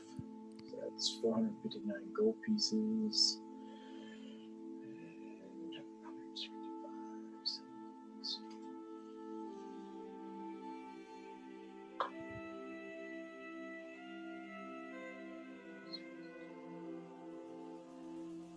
Okay. I'm transferring the silver over to gold. That's fine. So I have no gold. And it is paid for. So you pile everything on the counter? Yep. Well, I must say, I did not think you had the money with you. But I will get started right away. Appreciate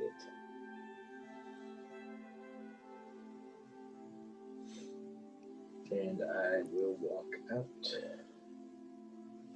Okay. And head back over to the tavern. You arrive at the tavern, and what have you guys been doing at the tavern during this? Blaylock's in the room. He got up and left, so Nemoria and Zormir, what are you doing? We are still drinking. Okay. I'm going to need you to make a constitution check. What else is going on in the tavern? There's just people in there, having some drinks, eating some food. No real activities or anything? Nope. I rolled 23 natural. Can't roll a 23 natural. The dice is I only rolled 20. A 20. I rolled a 20. It's 23 total. Okay. All right. Me and my 3 extra. Okay. What are you guys doing? You got that bottle finished? There's more bottles? I can always get more. Let's go on a hunt. I'm going to stand up and just start walking. I just grab him by the back of the shirt right as he starts saying, because I just have this feeling I know what he's going to do. I'm going to try and slither out of it. All right. Strength versus strength. Oh, dang it. Oh, snap. Another 20. 5. Okay. He holds on. Come here, buddy. Where you going? Break Zoromir's neck. And break his neck. Sorry, Oh, man. I just want to walk around the tavern a little bit. Okay.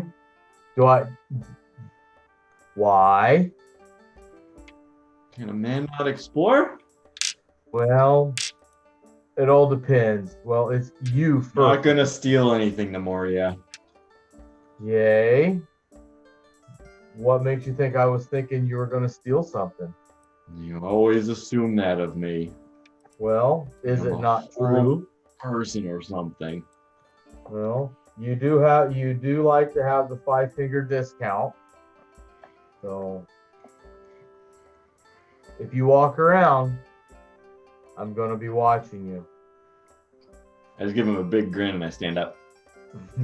Okay. See if we can go find somebody to dance with. I am going to go and try and find the kitchen. Okay. I mean, you see the door where Aethelmine has gone in to get the food and that kind of stuff. He's currently not out there, so I'm going to stumble into the kitchen. I'm going to kind of try to watch him as he's walking through, just trying to keep my eyes on him. stumble through and the door kind of swings behind you and you see a kitchen, some stuff bubbling, and you smell the different smells, and Aethelmine comes around the corner. What are you doing back here? Hey, friend.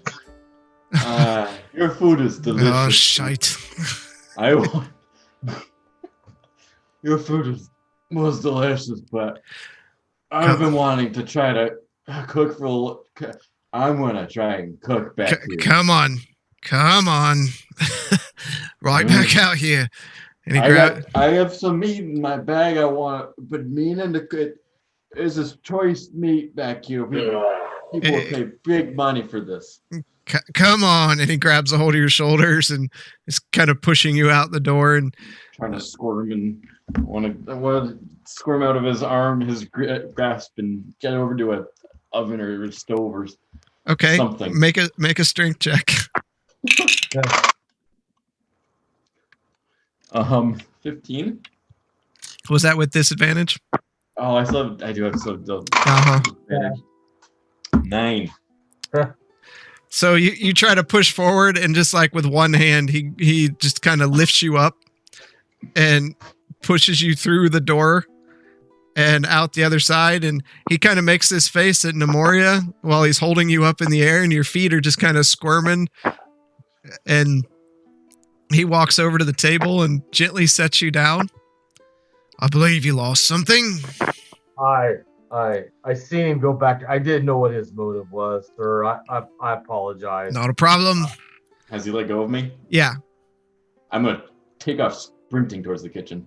I'm gonna try to grab him as he takes off. Okay, make what is that? Athletic. It's not athletics. What's the other one? Acrobatics. Acrobatics check. Yeah. Perfect. Hey, me or him? You. Oh, him. Both of 11. you. I got an 18. Is that with disadvantage? I have a plus 11. You rolled it with disadvantage. Yeah, that was with disadvantage. Jeez. I have a +0 to it, so it doesn't matter.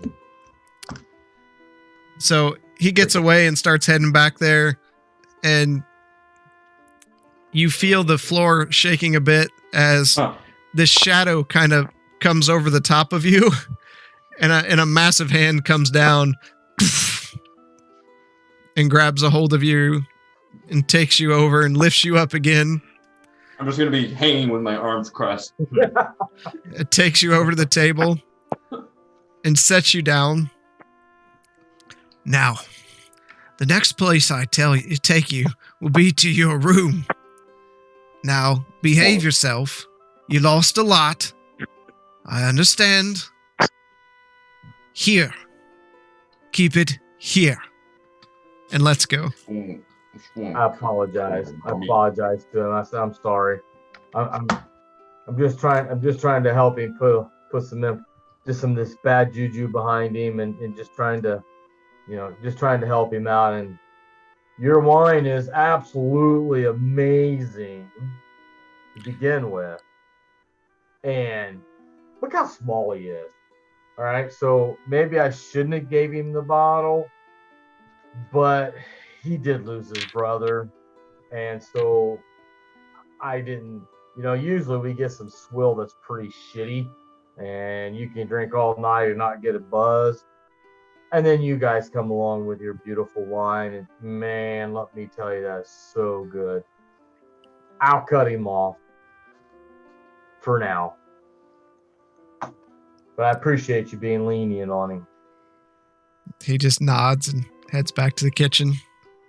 While they were talking, I was rummaging through my backpack and find a candle and plop that out on the table and continue looking. And then I kind of stopped fidgeting, but while I'm still in the bag, I find my tinderbox and I light a fire and light up the candle. Okay. What you doing, buddy? Just look over at him, and I reach in and I scoop out some of my meat, and then I just start dangling it over the candle. And buddy, no. It already stinks. That meat is rancid. Okay, I'm just trying to get the meat nice and crisp with the candle fire. So I'm going to try to change his mind. I'm like, listen, say, hey, just stop. Put the meat away. Why don't you tell me about some of the things that you remember being with your brother? Let's talk about your brother. What are some of the things that you remember when you guys were a kid? Okay, I put the meat back and I take the candle and would you like a drink? Absolutely. I hand the candle over to him. Okay. Oh, Elbrun, he, mine anyways, it was the opposite of me. He loved to dance. He loved his song. He loved his music. He loved parties. He just liked to be happy and be a part of the festivities in town. That's good. Good. Let's remember some more. Oh, neither of us were wanderers. That's why it was so surprising that he managed to make it so far all alone. I don't know how he did it. Just tears start coming back. Just wish that he could have made it a little further. We were so close to getting him out of there, Nemoria. But think about it, Zormir. In our life, you never would have thought you would have found him, especially here. I mean, holy crap. You expected to never find him and be with him. It's just amazing how he ended up here. I'm so glad you got to spend some time with him. Spend a few hours? I should be spending the rest of my life with him, Nemoria. Trust me, I understand. I feel your pain. I mean, listen, where I grew up, that's all I knew. We were hunted all the time. I know the pain of losing friends and family. We weren't hunted. We were peaceful. We just lived in the countryside, minded our own business. We are not used to this kind of death, combat, violence. I know. It's hard to wrap your mind around. But I'm telling you, you in this party with us, you have done so much for us. You literally, you may be the smallest person here, but you have the biggest heart, and you have a lot of guts. I look cockeyed at him when he says that I have the biggest heart. Listen, you really do. Think about it. I mean, yeah, you hide behind us, but those darts on your hand, those daggers around your wrist, those things are amazing. I raise up my wrists and procure them. You kind of look them over. They just hum in your fingertips. Those things are badass. But what I really want to know, how do you spew acid? I spew acid?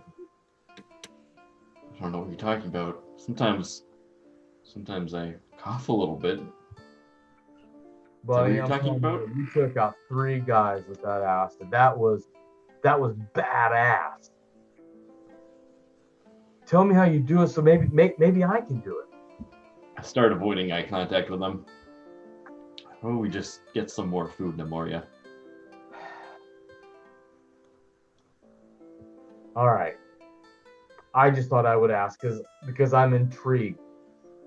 I'm a caster. I cast spells for a living. I just thought it would be kind of cool to see what it was that allowed you to do things like that. I'm not here to place blame or to make you look bad or feel bad. I was just curious. I don't want to talk about it. Very well, I'll respect that. There's a lot of things that I don't want to talk about either, and I understand. But someday you're gonna have to talk to me and tell me about it. I'm your friend. I'm not here to make you feel bad. I'm just curious. Tell you what. Let's go get some rest. We've got great wine, good food. You went back to the kitchen and tried to make your own food and help out the elves, and they don't want your help, of course. They want help in the kitchen? Let's go help them. That's a great idea, Nemoria. No. About this time, Grayson, you walk in and you see Zormir's got one of his rancid pieces of meat over top of a candle at the table, and Nemoria's kind of hunched over the table with her elbows rested on the table and doing all these hand motions like typically you see when someone's really drunk and trying to convince someone of something. Oh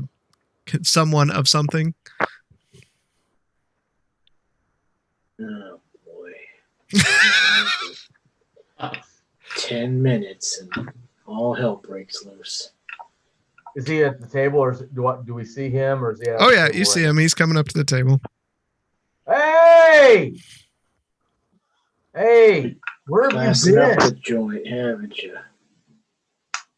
Grayson, I think we were just saying. I think they want help in the kitchen. Want to come? Oh, I'm sure they want your help in the kitchen. They do. I can smell the bag from outside. Doesn't it smell delicious? No, not in the slightest. Nemoria, why is he down here drunk off his ass? We are celebrating Alberon. Are you upset because I didn't ask permission, or No. Is everything all right? You do see how nice of a place this is, and I'm pretty sure you can tell that you're upsetting the other patrons. Have you tried their wine? That stuff is amazing. Yeah. You two should probably adjourn to upstairs. Well, guess what? You're sleeping with Blaylock. I don't have an issue with that. Well, I would, because that old boy needs a bath. Coming from the stink bag that you're going to be sleeping with. Well, he's gonna put that in your room. He's gonna store it in your closet. Yeah, We don't have yeah. a closet. Okay, yeah, I'll take it. No, my bag. Come on, buddy, just give him the bag. He'll take good care of it. No. My bag. Kind of stand up and look at Grayson and wink at him like, I tried. Come on, buddy. Clutching my bag close to my chest. Bring your bag. We'll stuff it in a closet in our room. Hopefully the smell doesn't permeate throughout the room. I sleep with my bag. That doesn't ever leave me. Well, then you're sleeping on the couch. How about we... Wait, oh crap, what was the name of the knife game? Snatch and grab? Yep. Something.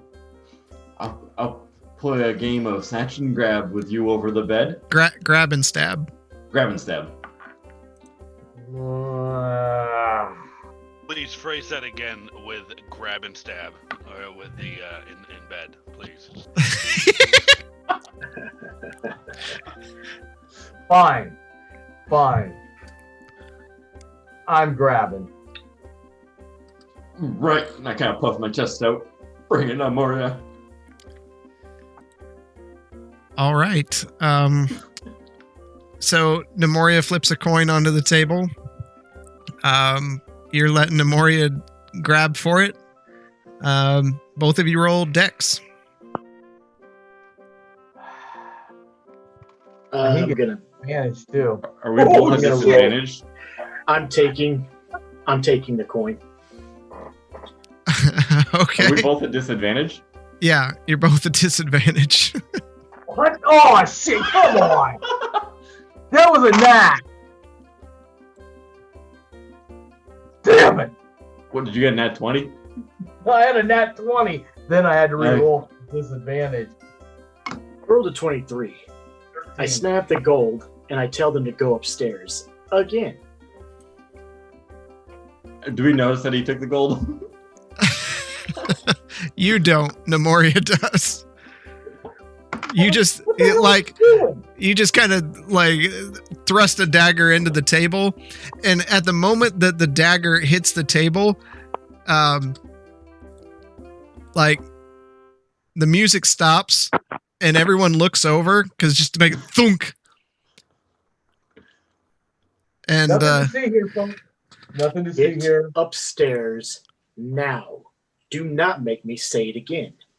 I thought you were just our guide. and Aethelmine comes out and he sees Zormir with the dagger in the table, and he gets a really blank look on his face. I think it's time you all go rest for the evening. Why? Because he tried to stab me? This is not that kind of establishment. Okay. And he snatches the bottles that are there and the glasses that are there off the table. I look at Grayson. I want my coin back. Yeah, we'll see. Tomorrow you will give it back to me. Let's go, little one. And I just walk off All right. Where are you walking off to? to the room. Okay. Which door are you trying to enter into? Am I drunk? There's one to the east and to the west, and you've not been back there. I'm gonna go like grab the door to the west. Okay. You grab it and just start shaking the door wildly, and it's not opening. Damn it! Open! I just shake. Then I just kind of yell down the hallway. I need a key! Grayson, what are you doing? I turn to the barkeep. I apologize. Obviously, they can't hold their liquor.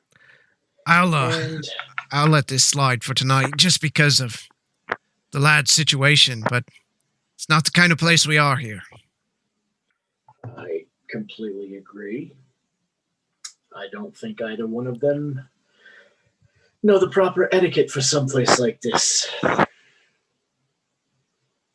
We don't find ourselves in situations or establishments as nice as this on our travels so far.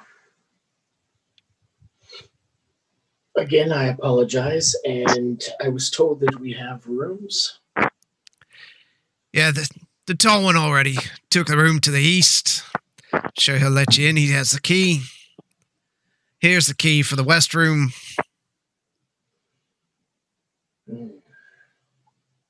And if you don't mind, I would like to have one of those bottles delivered to my room. I'll be in the west room. Or no, you said he's in the east. Blaylock's in the east, yep. Yeah, I'll be in the east. Okay. And trust me, you won't see any of this from me. I hope not. I'll have it delivered shortly. Thank you. And you hear coming from the hallway the rustling of the door, and we need a key! As you walk down the hallway. Blaylock! Dormir! Key to the west door. Go to sleep. Grayson, my friend. Grab the key. Stumble for the lock. Put it in. Open the door. Come on, little buddy. Let's get some sleep. How do we get here? Do this tomorrow. I'm gonna walk into the room, bag still clutched to my chest, jump onto the bed, face down, and then just pass out. Okay.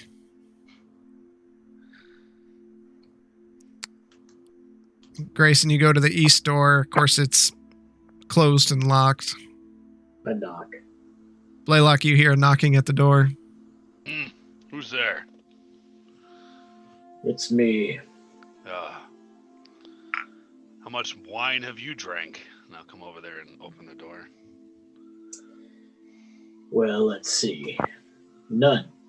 Other than what I had when I came in. Well, that's a shock. Well, you know, you did leave the other two out there to cause quite the ruckus. I have work to do. They are adults who need to... Obviously they are not, since we almost got kicked out of Sanctuary.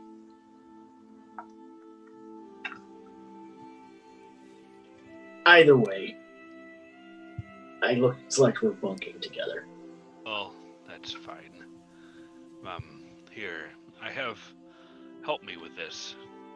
And I've got 2 bags of gems that I haven't, and I need to identify them. So I'd like to, and then I'll give one to Grayson. And say, no, I haven't sorted through these yet. I will do what I can. I'm looking for a diamond. One of them I thought you'd already been through. I wasn't sure. I still have it in my inventory. If I have, then that's I fine. think it was just... I have one in there as unidentified bag of gems. And then I just got one today. Wait, I think yeah. That's true. You had one bag of gems from before, and then the second bag you got did not have gems in it. Oh, it was just that's right. It was just a leather sack. I assume. It had something in it, but it was it's not gems. The bag of gems I have an unidentified sack. Yeah, because the bag of gems had 400 gold worth of gems in it.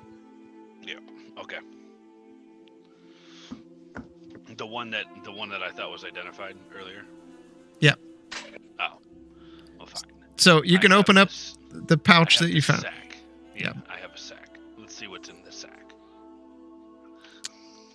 So lots of testosterone.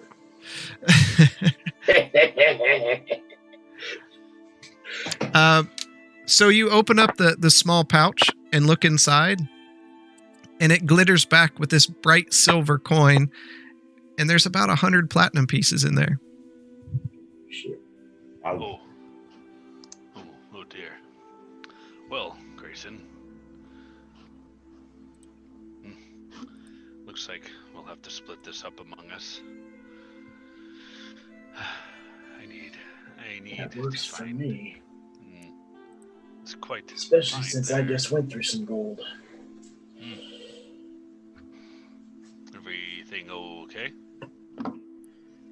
Well, I didn't want to get caught with my pants down like I did in the dungeon. Torchlight can only do you so well if you're trying to sneak. And you and I both know that neither one of us can see for crap in the dark. But I So- have these goggles, and I'll I- put them down on my face. And because of that, I went across the street to see about getting a pair for me.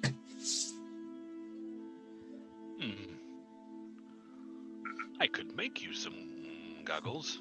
You could only see 5 yards, but it's better than 0. It is, but when my reach is farther than that, I need a little bit more. True.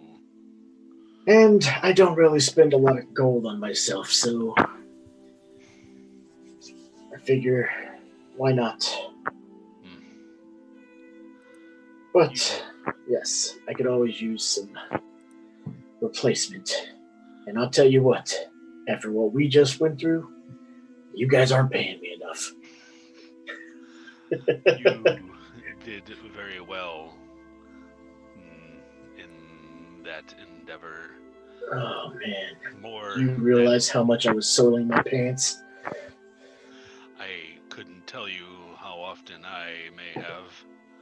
I barely remember much of the root structure of the heart tree. I honestly do not know how we survived. No. That is more evil that I saw in 3 days than I've seen in my entire life. The addition, temporary as it was, of Alberand was crucial. We owe him a debt of gratitude. He definitely saved my bacon a couple times. Yeah. By the way, I take it back. You did open one bag of gems that was earlier. You do have a second bag. Okay.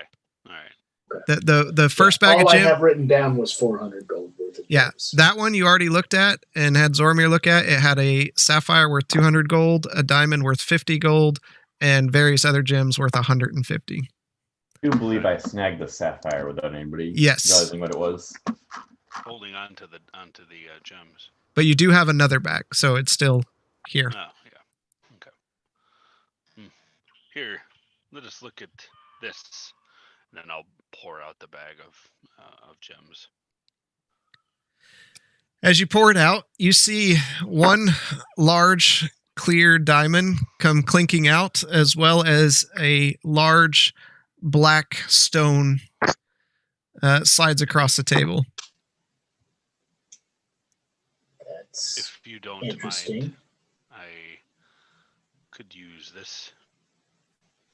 You're talking about the diamond. The diamond, the stone. What I'll time cast is it, detect Grayson? magic. Okay. Neither one of them glow. Well, it's not putting off any magical. Neither one of them are magical. You notice that the black stone is, I mean, you've seen this kind of stone before. It's not super common, but it's called a jet. Jet. Yes, are you talking to Grayson? Both of us. Both of you have probably seen these kind of stones before. That We know what each is different an or stone? oddity. Are these just like something we would see with other rocks? Yeah, Or you is it would like- you would see them. People like to polish them up and put them into various ornate necklaces or rings or things like that. Okay. But if you want to know the values of them, you can do an intelligence check on the gems. Do that. I'll take care of that. Oh, okay. Goodness.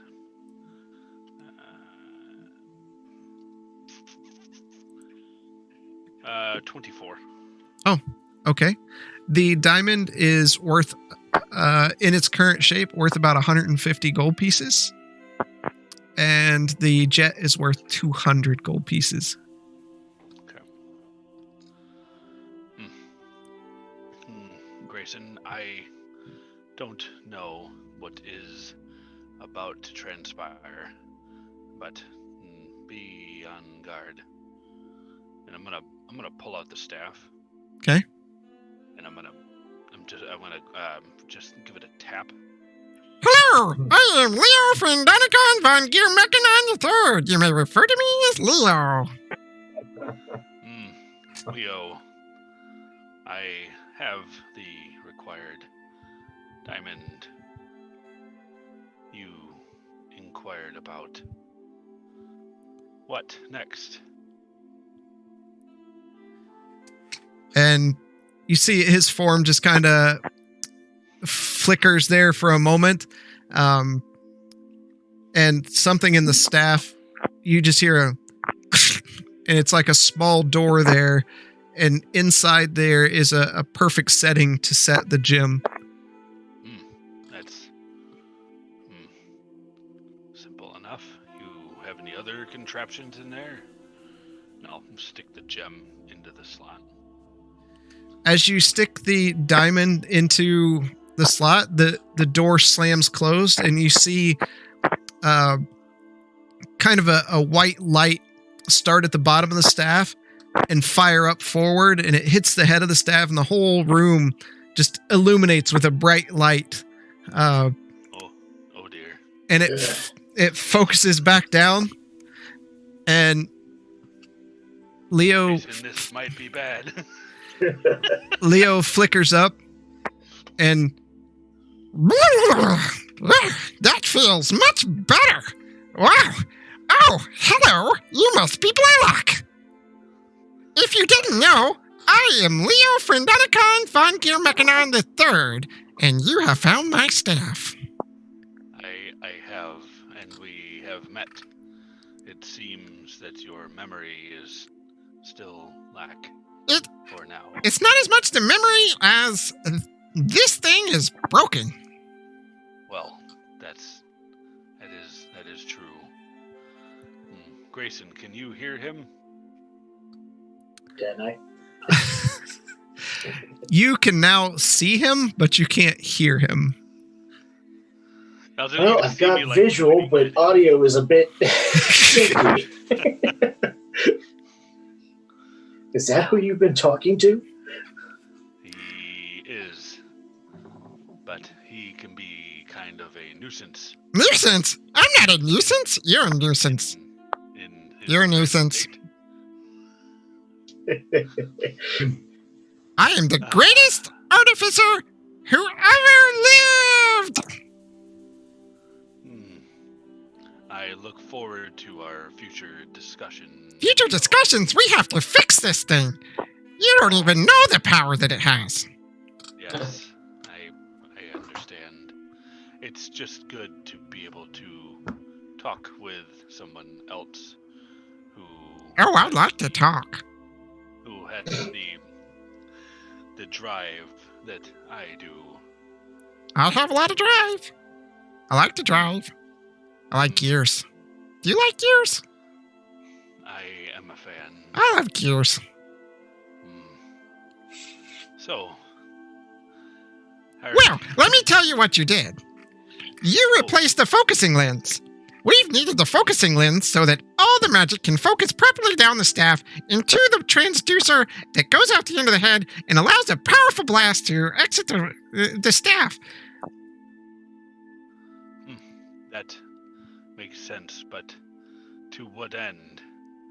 Well, now, You can focus, but without the focusing lens, nothing works. But now that we have that, you're not at risk of the staff blowing up in your hands anymore. A very early discovery when I built it. that is advantageous. Yes. Grayson, the staff won't explode anymore. Was it? I don't think I ever saw it explode. Yes. And that it was- thing, his mouth is moving quite a bit. It was a risk. That thing's mouth is moving quite a bit. Somebody's Mr. Fancy Pants. He says you're a very nice man. I said he was a fancy pants. And he likes your Yes. pants. This old thing. So, Anyways, there's many ways to enhance the staff to make it more powerful. and this is good. We have much to discuss, Leo. Good. I am glad that you're on the up and up. Yep. However, What are you going to repair first? well, you can't repair what you don't have. I have lost, and I'll start to describe to him the servant. It's like I was able to imbue a gem as the heart of a creature. Ooh, who are one aware gem. of the art. Yes, One whole And- gem. one gem. One. Heart. Yep. One. Yep, Yes. one.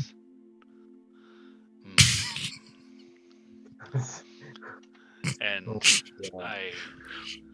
he was devoured. Hmm. And now I must start anew. Well, Mm, fix him. You can't fix what is not present. It Well? must be present for me to fix. I need to start anew. You should build him so he looks like me. We could be the bestest friends. I wonder, can I transfer your memory? Nope. To... I'm bound here. Oh. But you can make him look like me. Yes, but he won't. He won't be. Do you think I'm a pretty gnome? This servant is. I will work on this. I guess you will. You are an adequate model. I Adequate? suppose. You don't even know my power! You don't have wings. I don't need wings. I make things explode. Well, good. And now that you can focus. Yep, I can focus. won't I am make- focused. You, Laser you focus. won't explode. Now, we have much to discuss, but we are being rude because Because of that guy over Oh, there? you're fine. You're fine. I'm like distributing the money. Mr. evenly. Mr. he's over there, Fancy like, Pants. separating the man. Yep, Mr. you Fancy have all Pants that- counting all his money. Leo, how Yes? did you ever get people to appreciate your work? Nobody ever appreciates my work. Listen. You're an artificer too, right? So you understand. You build these fantastic tools. They're amazing. You hand them to someone and they're like, garbage, or they never use them. They just put them on their feet. And You it's, know, yes. these hands know your pain. Yes, you put your heart and soul into what you create, So, and they yeah. cast it off. Yep. And forget about it. So I had to get to the point where I said, read my lips. No new inventions. oh my So God. I didn't do any new inventions. And I went into the mountains, and this is the culmination of my entire life. focused on the staff and its development rather than on multiple implements. I see. Maybe that's what I'm missing. I pulled my whole heart and soul into this thing. What happened to you? Well, after I built this, the world kind of fell apart, and I thought, you know, Leo, one of these days, somebody's going to come along, and they're going to be as smart as you.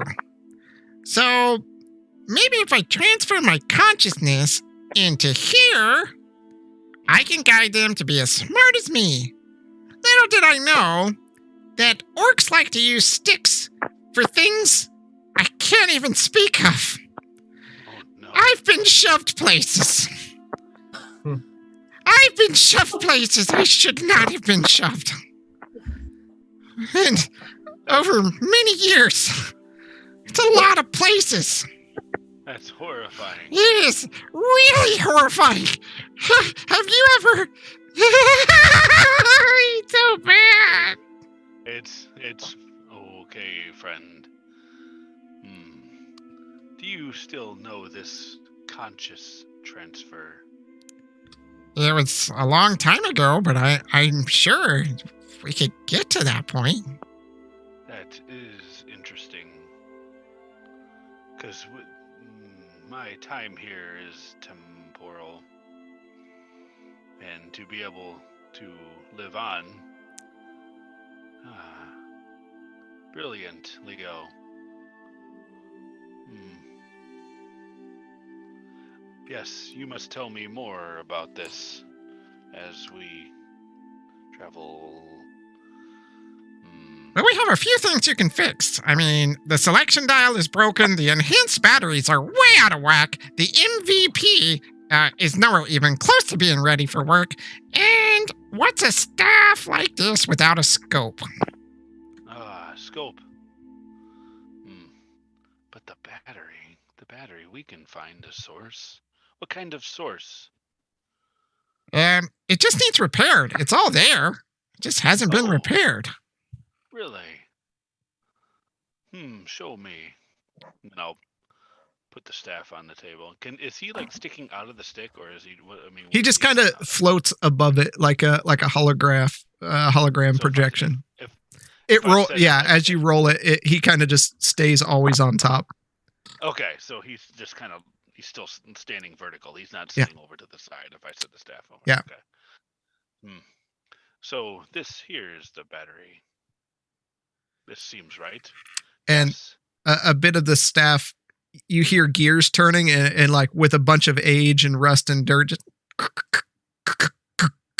and a little compartment slides open. And you can see wires have been cut, gears are broken inside, all sorts of things that need this perpetual battery system to work are no longer working. I see where you were going with this. This is ingenious. Yeah, well, of course it is. I built it. We. If you look at anything here and you're like, this looks really smart, duh. I built it. Well, and with that, let's begin with the list of what needs to be done. That one just needs some work. Now, if you want to use the selection dial, you're going to have to replace all the focusing crystals in the selection dial. Oh no, not the selection dial. Yep, I need they're going to have to be good ones. Probably gems worth at least 200 gold pieces. They got to be nice and big.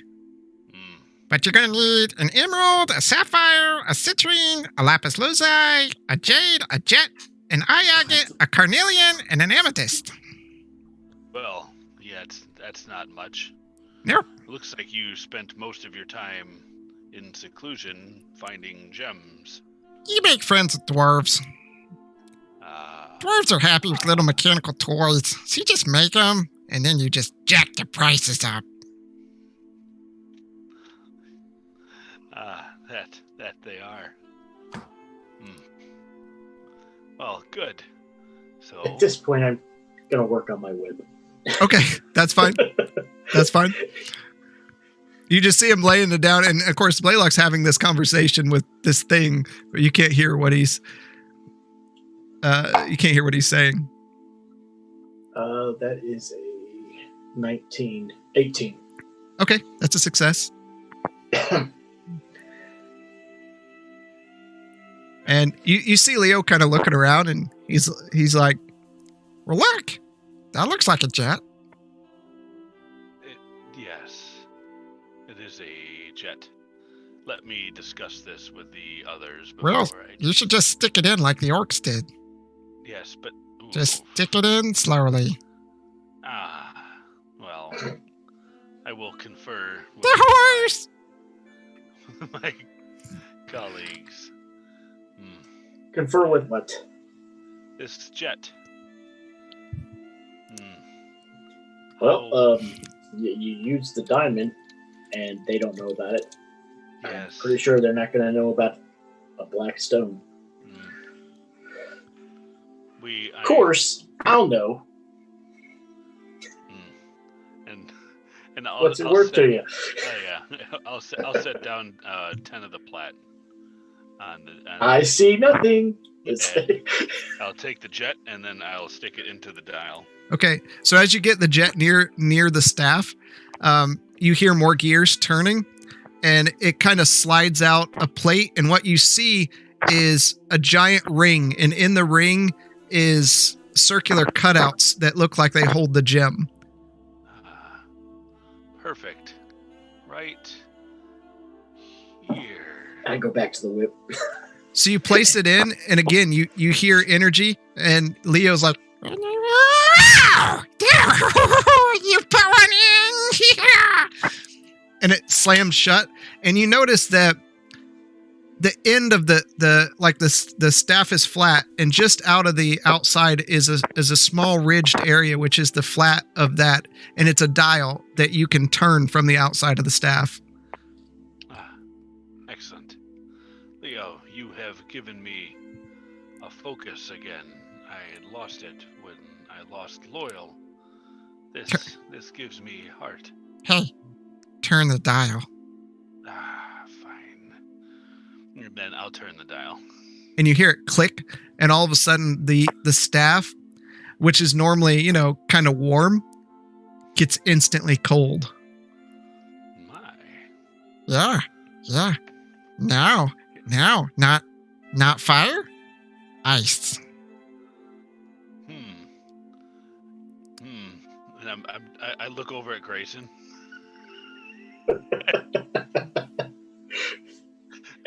and I'll look at the light source right above him. So I guess what is it? A torch? A candelabra? Yep. Okay, and I'll aim at the candelabra. Okay, 1 second. Hope you're not shooting the gun. Same way.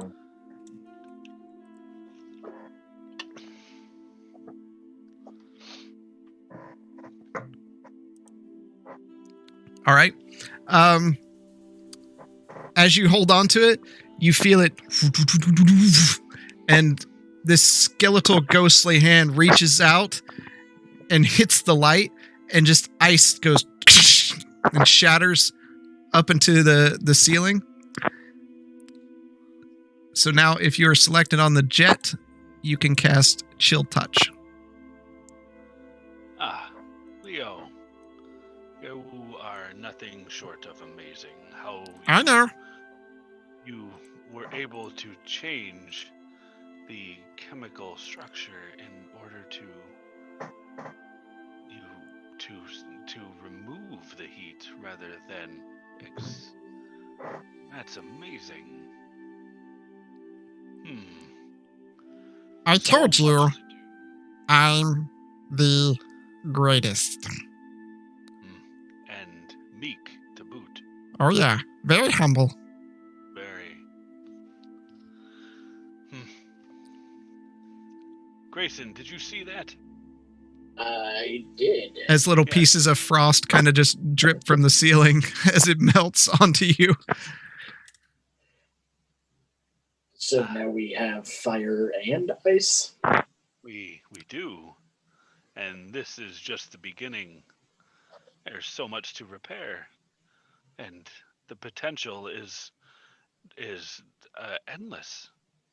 And then I start pointing at the staff. It's like, here's the canal for the battery, and then here's the dial, and this is the focusing iris where we used it, where we stuck the diamond, and this helps me to and I'll just start going into this great detail as to what the staff does, and there's a lot of energy coming from ye old Blaylock.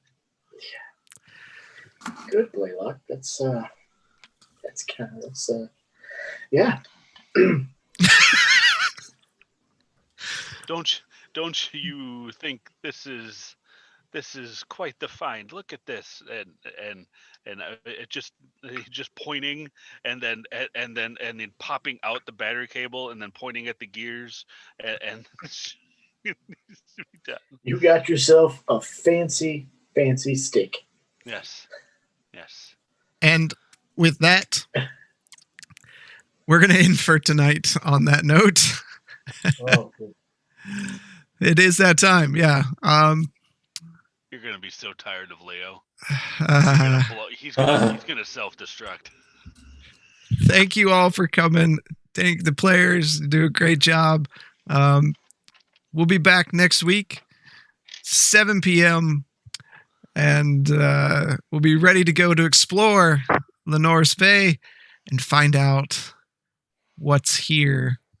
So, again, take care, and we will see you next week. Peace.